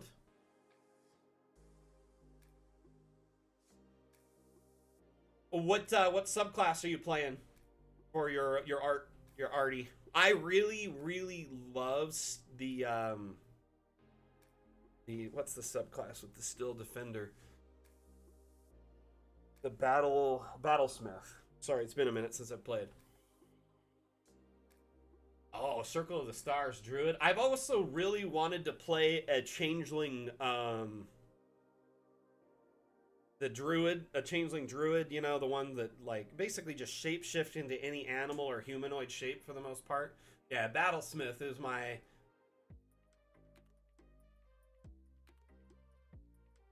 look at. I honestly, dude, yeah, for sure. You're looking at the right area. Summerlin and north of Summerlin, Centennial Hills is nice, and the southwest is also a nice developing area. Circle of the Moon. So, but imagine a changeling that can shapeshift between almost any animal that they can come in contact with and any humanoid. They'd be so crazy as a, like, they could moonlight as a rogue too. You could get in and out of so many places like that. It'd be nuts. You don't need to have, the ability to go stealth. Your stealth is that you can be a crazy little animal and sneak in like a mouse or something, and then change into any person in there that you've seen their face and imitate them and walk through without anyone noticing you. Be crazy.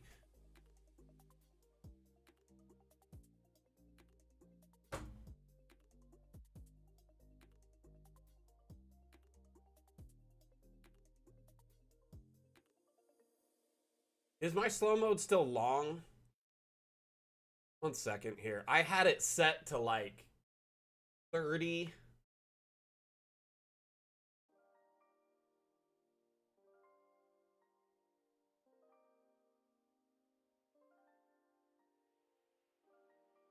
Damn.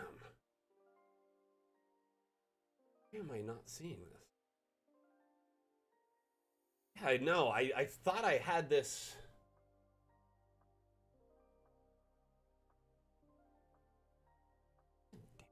One second here. I apologize for that.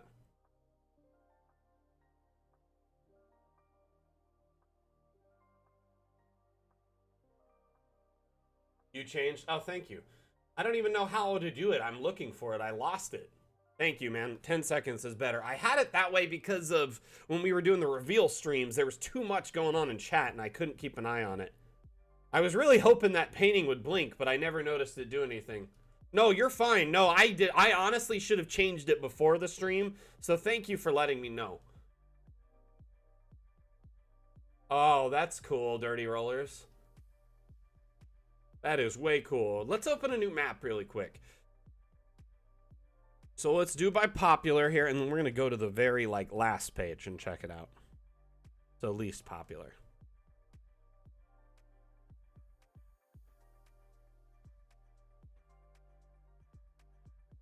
Sometimes good maps are not popular just because they didn't get noticed when they were posted.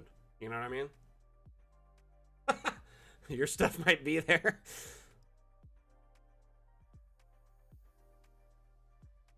I love the self-awareness. Really.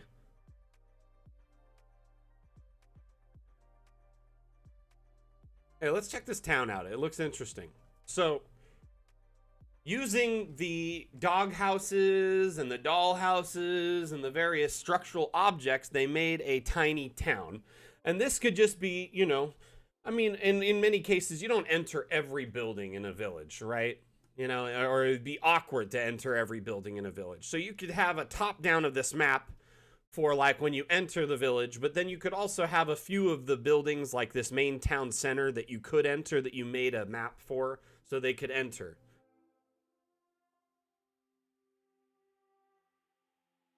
For real, a lot of people get a boost by posting their map to Discord or the fans of Dungeon Alchemist Facebook group or on Reddit, and then they'll share their link for their map and let people know about it. So like other people check it out. You could also share it with any friends you have or, you know, on other places.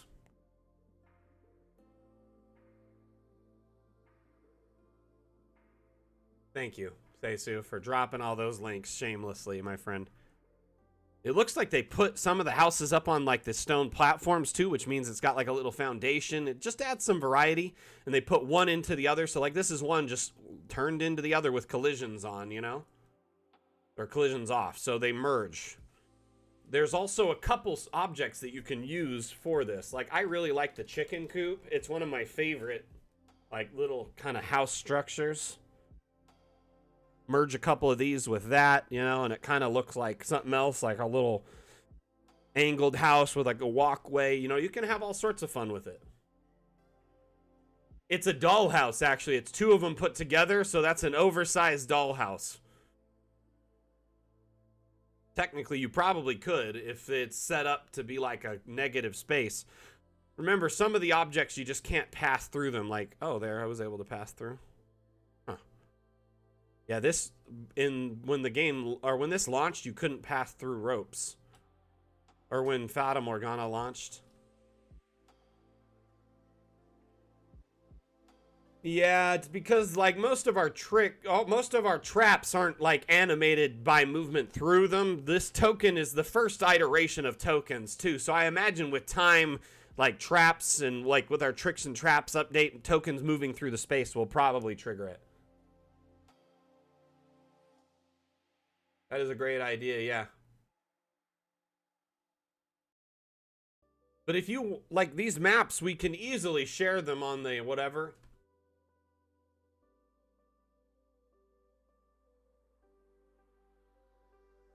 A lot of people look on our Discord every day for maps still, you know, as the place they look. A lot of people haven't adopted Steam Workshop yet. And more people are using it. I feel like Steam Workshop is going to be like the main repository where it's easiest to search and find every map. But I would still encourage you to post your map in many locales. Post it on your social networks, post it in Discord, post it, you know, on the Steam Workshop as well. So it's in as many places as possible. You want to throw the spaghetti at the wall until something sticks. Yeah, it's a beautiful little village layout. You know, a lot of story can be told here. You don't need a lot to it.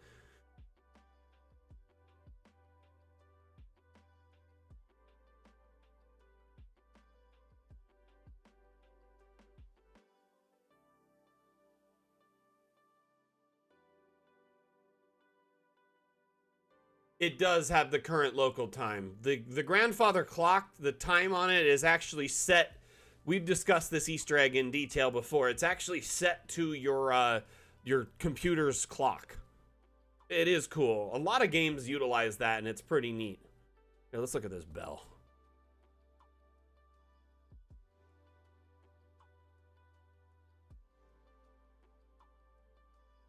Hoping there might be something with it.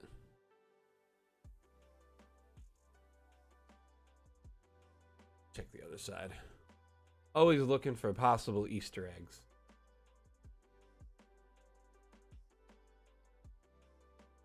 I mean, you just change your computer clock to something else. So like your computer clock, if you go into it, adjust date and time, you could literally just set time automatically to be off and change it to whatever you want. So the time could be any time zone you choose. But the clock will be automatically matched to your to whatever you have in your local.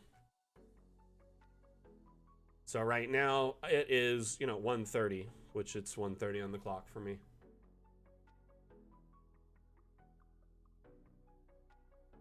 Right? You should be playing, right? Like, geez. Oh my gosh, I think it's funny when certain when there's little things like that, and then people compare these most abstract comparisons from things. Hey, Snoo, you are welcome back anytime, my man. I'm excited to see your work in the future, and you have a lovely weekend. We'll talk to you later.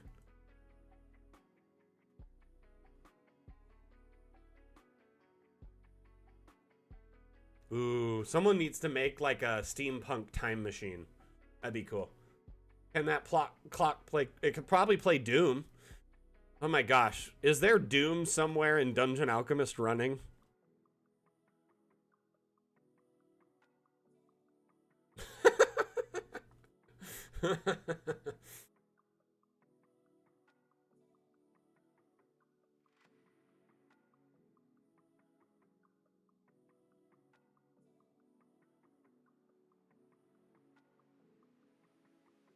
So, Aloe Vera, you can talk to people about their creations, just not through Dungeon Alchemist in the Steam Workshop. So, let me show you what I mean by that, okay?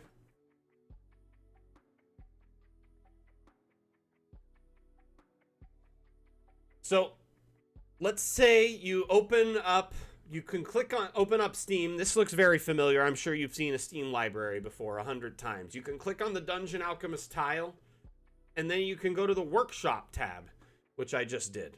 And then in Workshop, you can go to, say, any maps that you are subscribed to, right? So you can look at all the ones you've looked at before. So let's say you wanted to comment on a map. So we liked Francesco's, right?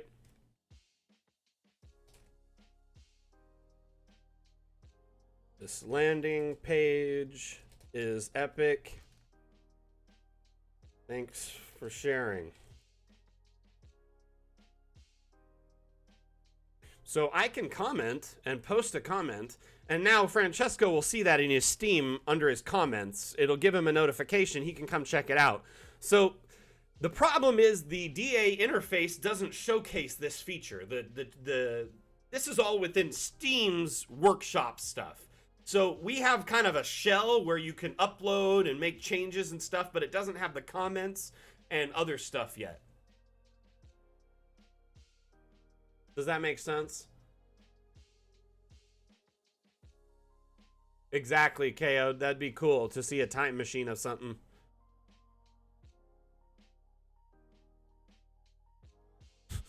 Basically, right now, there's no way to natively look at these comments in Dungeon Alchemist, but for other maps too, there never was either. There's always that extra step of looking in Discord.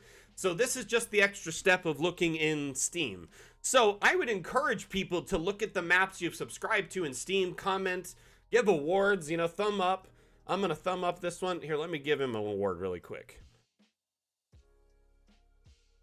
I'll give him a clever award. Cool.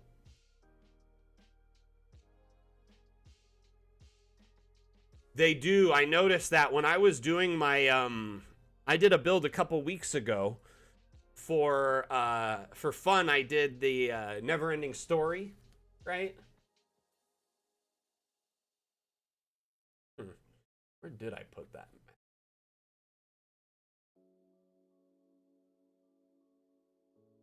Anyway, probably on the desktop. Anyway, I have maps all over the places, and I need to organize them. But I did a never-ending story map, right? Hey, see you later, Moon Druid. And as I started shrinking down the center conductor to hide it inside of a character getting shocked, like he was getting lasered by the two sphinxes, it would disappear. There's a certain threshold of size and distance. I've noticed that for sure. Hey, thank you, Moon Druid, for the love. You have a good one. That map.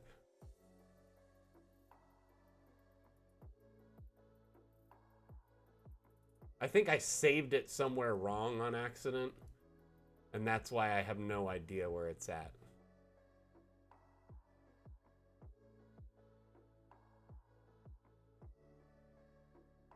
Hey, see you later, Sight for Psoriasis. We've got about 30, 40 minutes left in the stream, by the way, people. So people taking off are kind of doing it on their own. We're still going to go for a bit. I was going to find this particular map and share it. I apologize. Give me just a minute.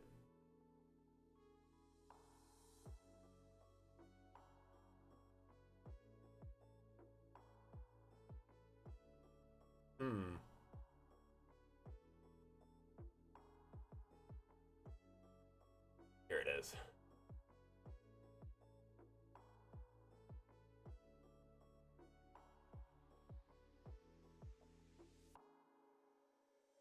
There, I found it. Here we go. And also, when you reload the map, sometimes these things also disappear. They just stop working. So you have to, like, reload the map and resize it after.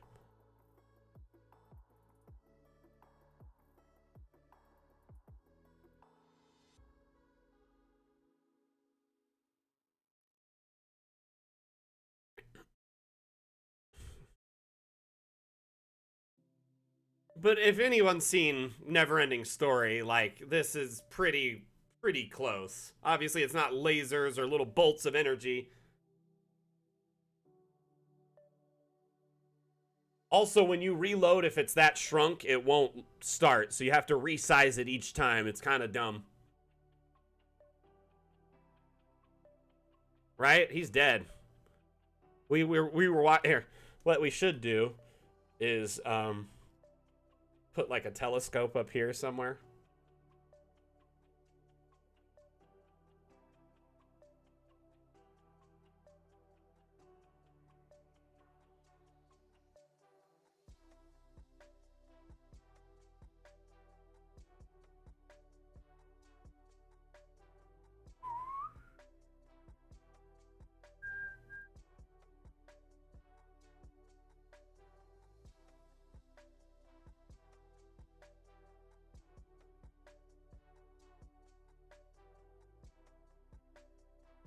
Dang, where is it?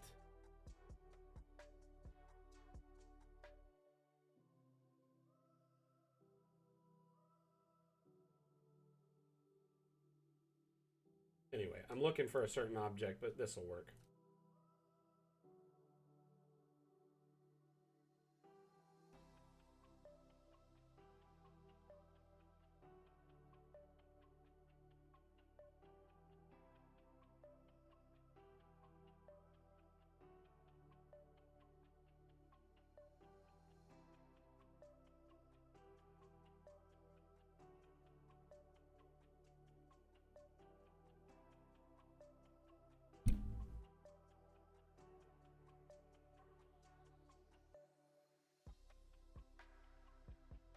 It's like I'm spying on this dude.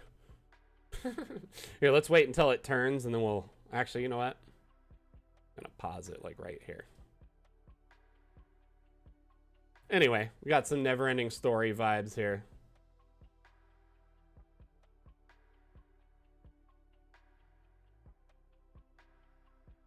I love to do themed builds.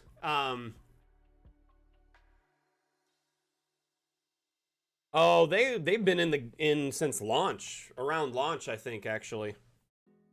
So, but I love to do builds that are like fan builds. So I'm working on a fan build right now, and I'm hoping to have it done in the next week or so. And it'll be hopefully done before Halloween.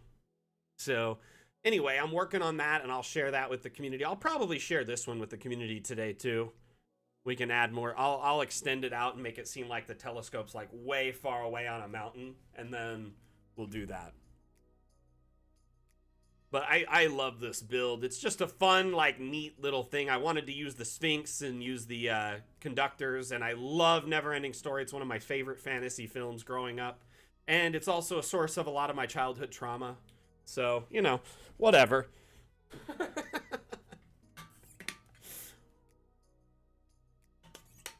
It's a source of our collective childhood trauma.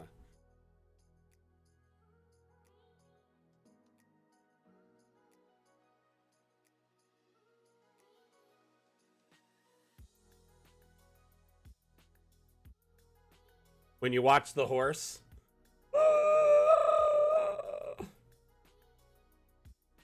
Oh man, they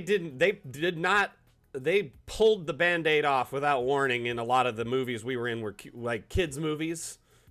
And I think it's just because there wasn't as much like rating stuff back then. You know what I mean?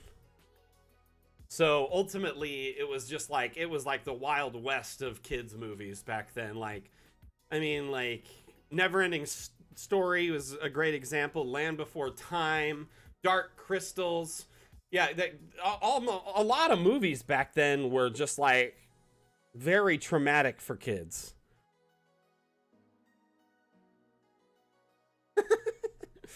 Now, if only it taught us how to do our taxes. Anyway, I very much love playing around with the new the thing, you know, the new little electricity things. And there's a lot of new stuff that will be coming out eventually that uses like kind of live stuff when they're close enough together and gives you these neat little effects. I don't really want to give it away, but I will just say one of them is, you know, lava. So when we can share that, we will. Does anyone have any questions about Dungeon Alchemist?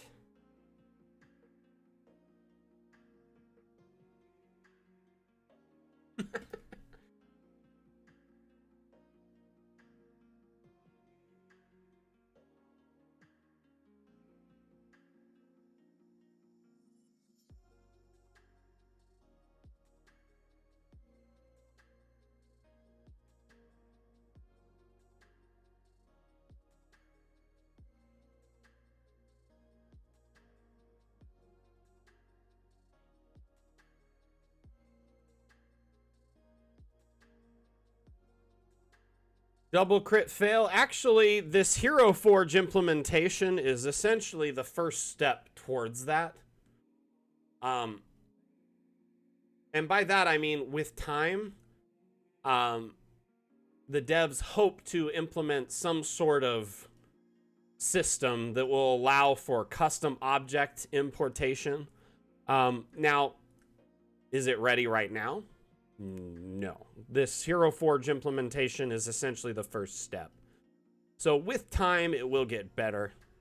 So yeah, that is a great question. And a lot of people want to import custom assets or even export to like 3D print their design.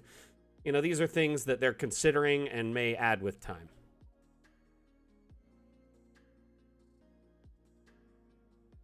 There we go. I like that.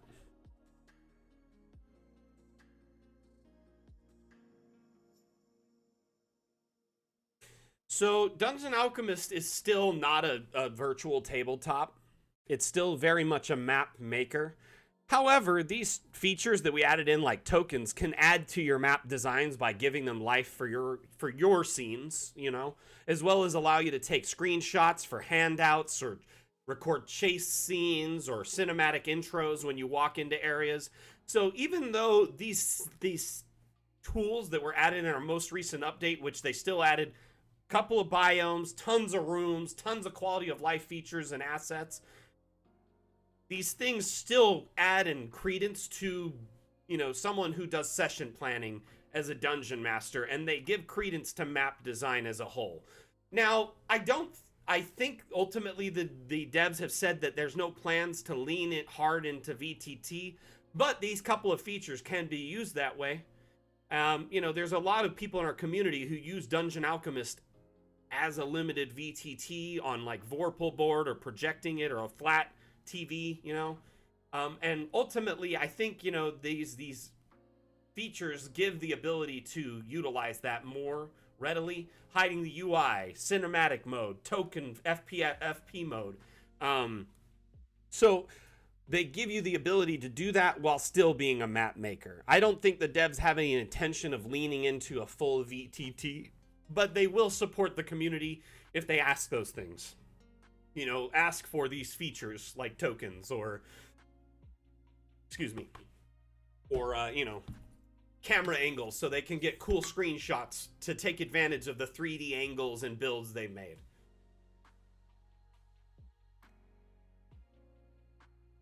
Honestly, yeah, I definitely think Dungeon Alchemist is very close to like a Baldur's Gate map builder. It really, that's what I liken it to, like Baldur's Gate meets Sims.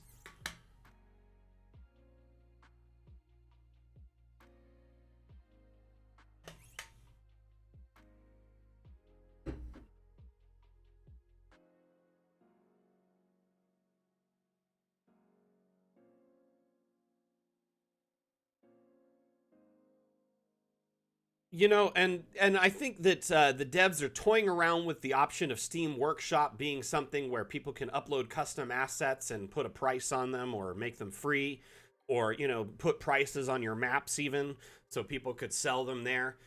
Hey, Zach, how you doing, buddy? And ultimately, this Steam Workshop implementation is the first step towards that. And I saw Aranis Carl, our lead developer, talk about that Steam Workshop has the option to monetize content, so he's going to look into that and see what we can do there. If anything, just giving creators who do monetize their maps an option to sell them there would be cool.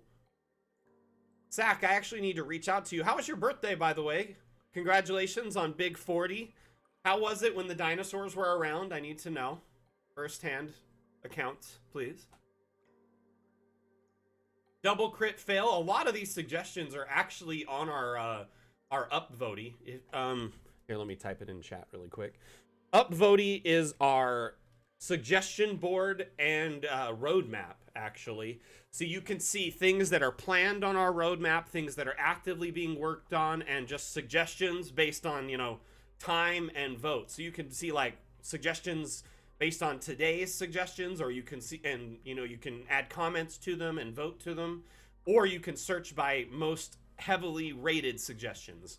The higher they're rated, the more likely the devs will see them, and more likely they'll implement them. Just because it's high rated doesn't guarantee it'll be implemented for sure, but it brings it to light for the devs, and they're more likely to see it and look at it and take it seriously. It is Never Ending Story. This is a map I built to kind of just be fun, to showcase some new tools and features and objects we had in our update. Our most recent update had these sphinxes, and there's these new objects that electricity can generate between them. So they're conductors and coils, like Tesla coils. So if they're within range of each other, you see here, they kind of spread out and make other ones. So I hid a coil up in a sphinx, and then there's one down in the bottom, very shrunk down inside of that dude. As you can see, he and many others were not worthy. Welcome to the stream, Mystery Cycle. How you doing? And just so you know, this is Dungeon Alchemist. Dungeon Alchemist is an AI-powered map-making utility, and it's available on Steam. It allows you to build maps therapeutically or primarily for your tabletop RPG campaigns, such as Dungeon Alchemist, such as D&D or Pathfinder, etc. It's primarily fantasy-based map making, so you can use the map making designs within those, kind of environments or tabletop environments. Oh, nice. Yeah, the update, we just released an update on the 29th. That's our most recent update. It's called Fata Morgana. Any of the stuff you see on YouTube on our official page, it's usually me talking. I'm the community manager. This is our official channel. So this is the home of Dungeon Alchemist on Twitch. But yeah, welcome, first time chatter. It's nice to see you. And if you have any questions about Dungeon Alchemist, feel free to ask. I will do my best to answer them for you. These streams are kind of an AMA format where you can ask anything, and I'll do my best to answer it, as long as it's Dungeon Alchemist related, of course.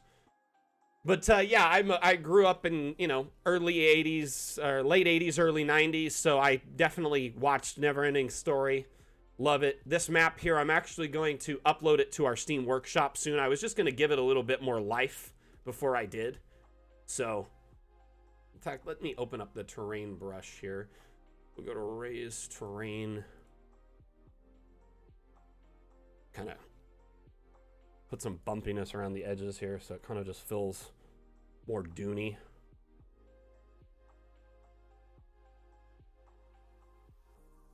And then using the smoothing tool.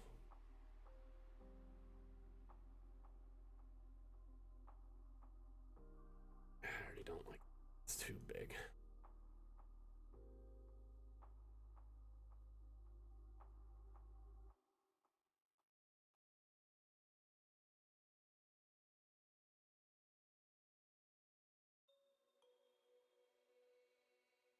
Even put the little telescope off in the distance there, where they're spying on him.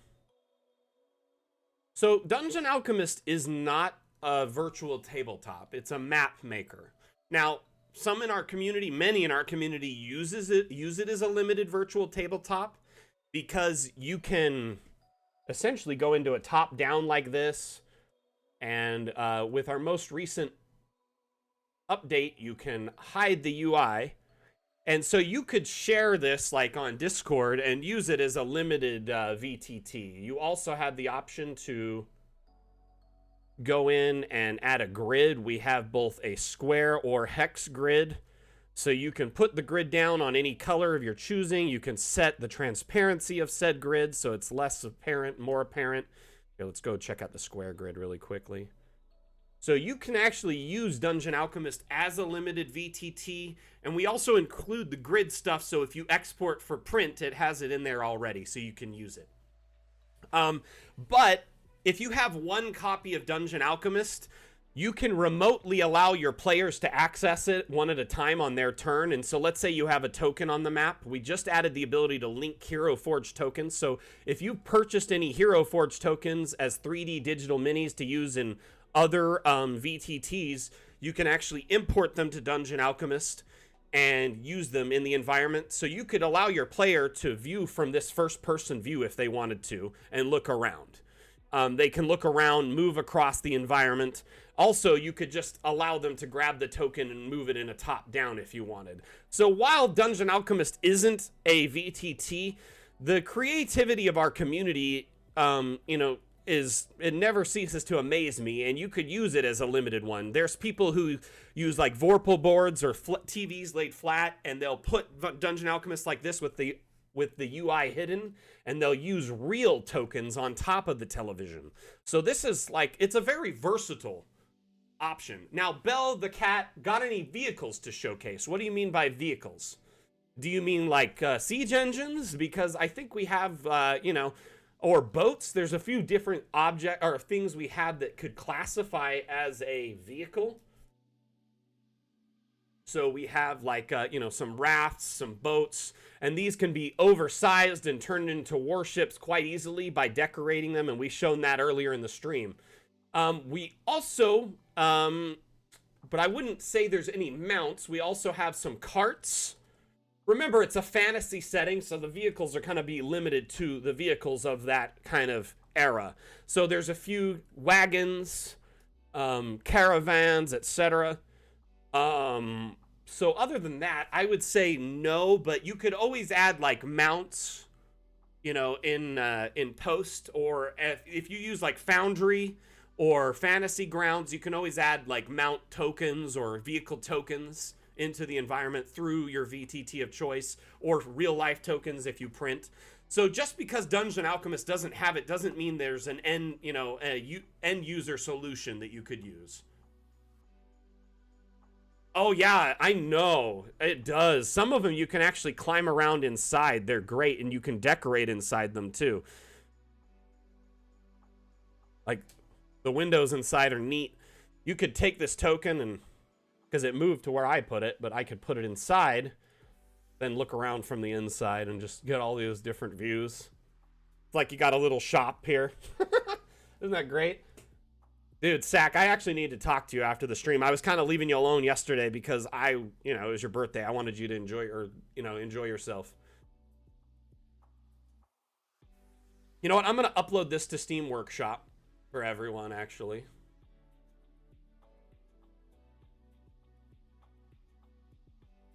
We need a good image, though. Let's go ahead and turn off the grid. I'm gonna find the, clear the space here so we can see it from this mode. Ah, so close. Can't see past that rock.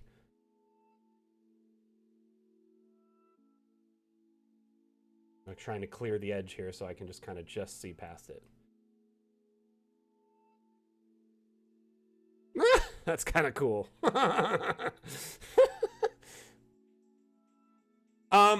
Yes and no. There's no cloud like option to share a map and then multiple users work on it at the same time, but our DAM files are open source, so you can share the DAM file on the Steam Workshop or send it to a friend over email or Discord, and then they can start working on it. So I actually I'm starting a collaboration project with someone, wink wink, and they know who they are. We'll reveal it when it's time. And that we're actually using the method I described earlier in the stream called a hot potato method, where we basically take the DAM file, one person works on it, then passes it to the next person, and they don't work on it until that person passes it back. Exactly. You can collaborate, and even on Steam Workshop, you can name collaborators. So in Steam, not in the built-in Steam Workshop aspect of Dungeon Alchemist, like the uploader, but if you go into the actual workshop in Steam, you can actually, so let's say you can browse, let's see. I know you can look at your maps. Hold on, I know that you can.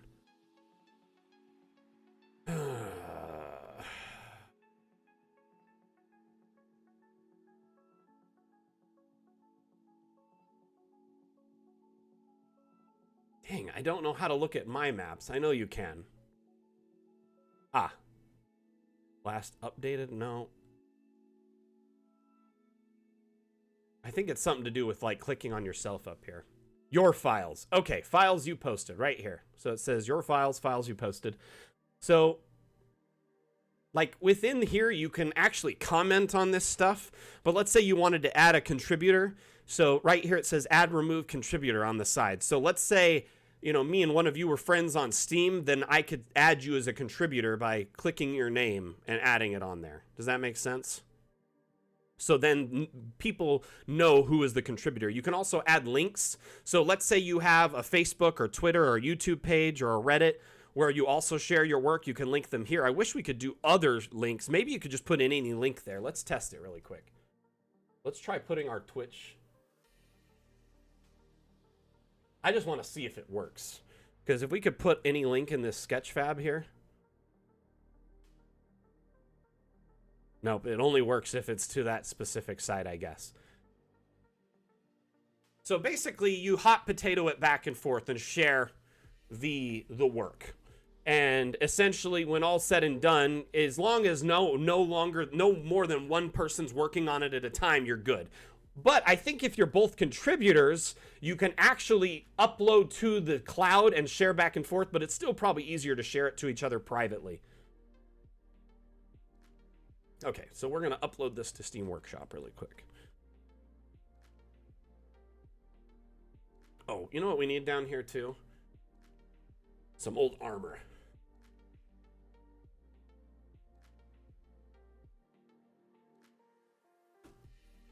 It's random helmets strewn about.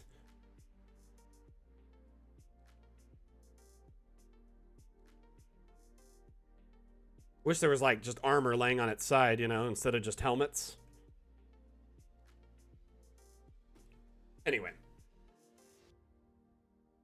Then we'll go ahead and go to Steam Workshop and we'll upload this bad boy.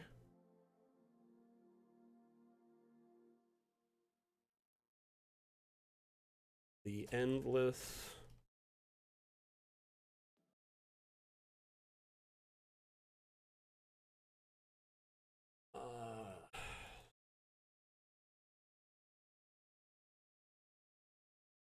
The endless narrative. The endless tale. We'll call it the endless tale. For copyright reasons, of course.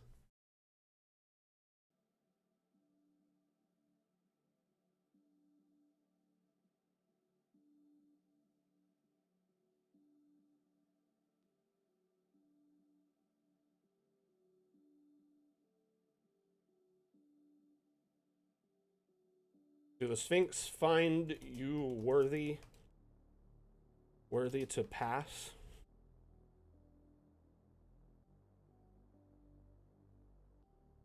Oh, I spelled find wrong because, you know, I'm a total doof. Okay, find you worthy to pass? Map sizes are completely restricted by your computer's ability. So your computer specs are the main, main indicator of how big of a map you can make. I can make a map around 60 by 60 before my computer starts chunking. I have made maps up to 100 by 100. There's people in our community who make huge maps even though their computer can barely handle it.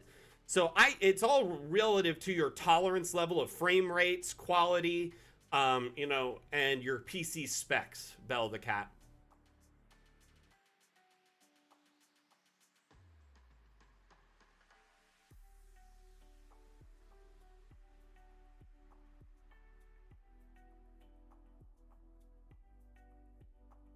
Anyway, I'm gonna upload this.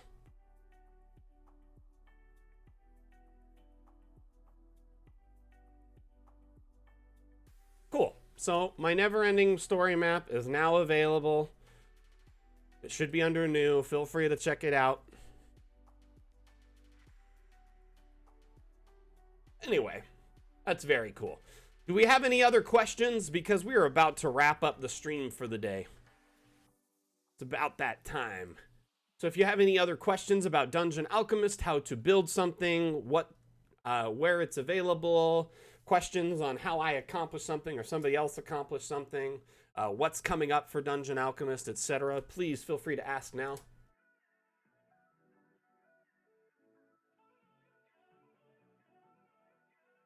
Yep. You can use any token. Well, the thing is they don't remote access into the token. They remote access into Dungeon Alchemist.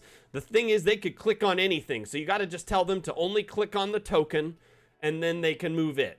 And when you have a grid set up, it makes it a lot easier for these interactions. So if you want to let a player move their token or look at it in first person, I highly recommend enabling the grid first.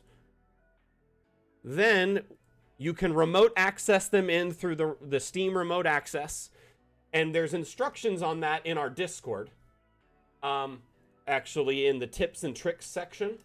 So feel free to look in there. A couple of our mods played around with it, and one player at a time can remotely access, and they can click on the token and look around in first person, or they can click on the token and move it if they want and take their turn. So you could, in all essence, use Dungeon Alchemist as a limited VTT, especially if you know the rules and do all your dice manually and stuff already. There's no reason why you couldn't.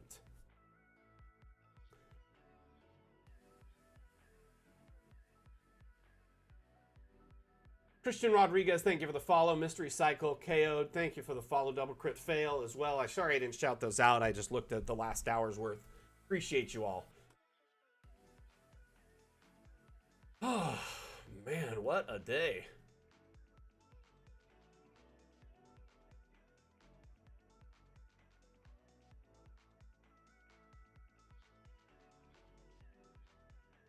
No problem, Wolf Gold. Thank you for asking. I do my best to try and answer any and all questions on the stream. Some of them I just simply can't answer because the devs are the ones that can answer them, not me.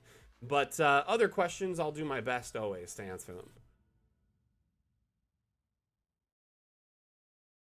Anyway, well, I think we're going to wrap it up because it looks like no one else has any other questions. Remember, if you enjoyed the stream today, make sure you hit that follow button if you have not already. That way you can find the stream in the future. Really appreciate the support. Oh, for sure, Belle. Actually, let me link you our official YouTube. So you can go right to it. We have, some reels, and we also have some official tutorials that teach you kind of more in-depth nature of Dungeon Alchemist. There's also trailers, and I post the streams on there now. So every week I take the stream, I trim it for the intro and outro, and post it up so people can watch it indefinitely if they missed it. So we have sneak preview streams from our old launches and stuff you can check out. Little, teasers of features and stuff that's out. But let me get that really quickly.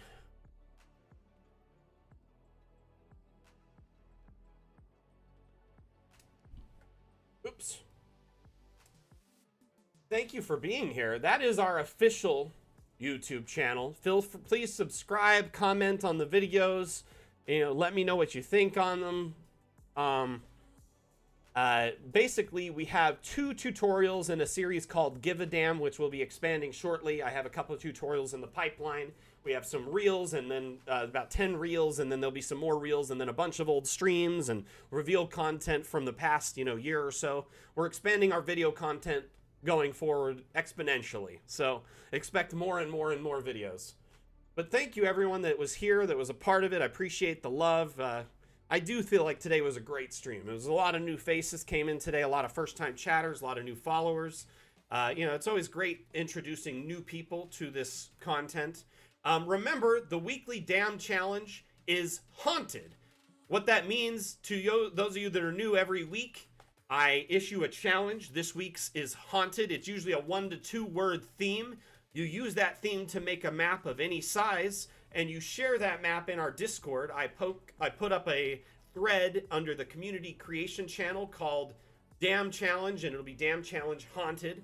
You post your entry in there with images and the damn file, and if you are the winner, then if I pick your map as the winner, it's the first map we showcase on the stream every week, and that user gets a VIP badge for like 3 months, as well as a artist badge for a couple of weeks in chat, like Aloe Vera does right now. Sack, I appreciate you being here. Aloe, you as well. Double Crit Fell, Bell the Cat. Who else do we have here still now? Wolf God, Icy Gambino, thank you, KO, Random Ladybird, thank you guys for being here, Mystery Cycle, etc. Thank you, appreciate you all. I think I'm going to take off now. So with that, I bid you adieu. Back out.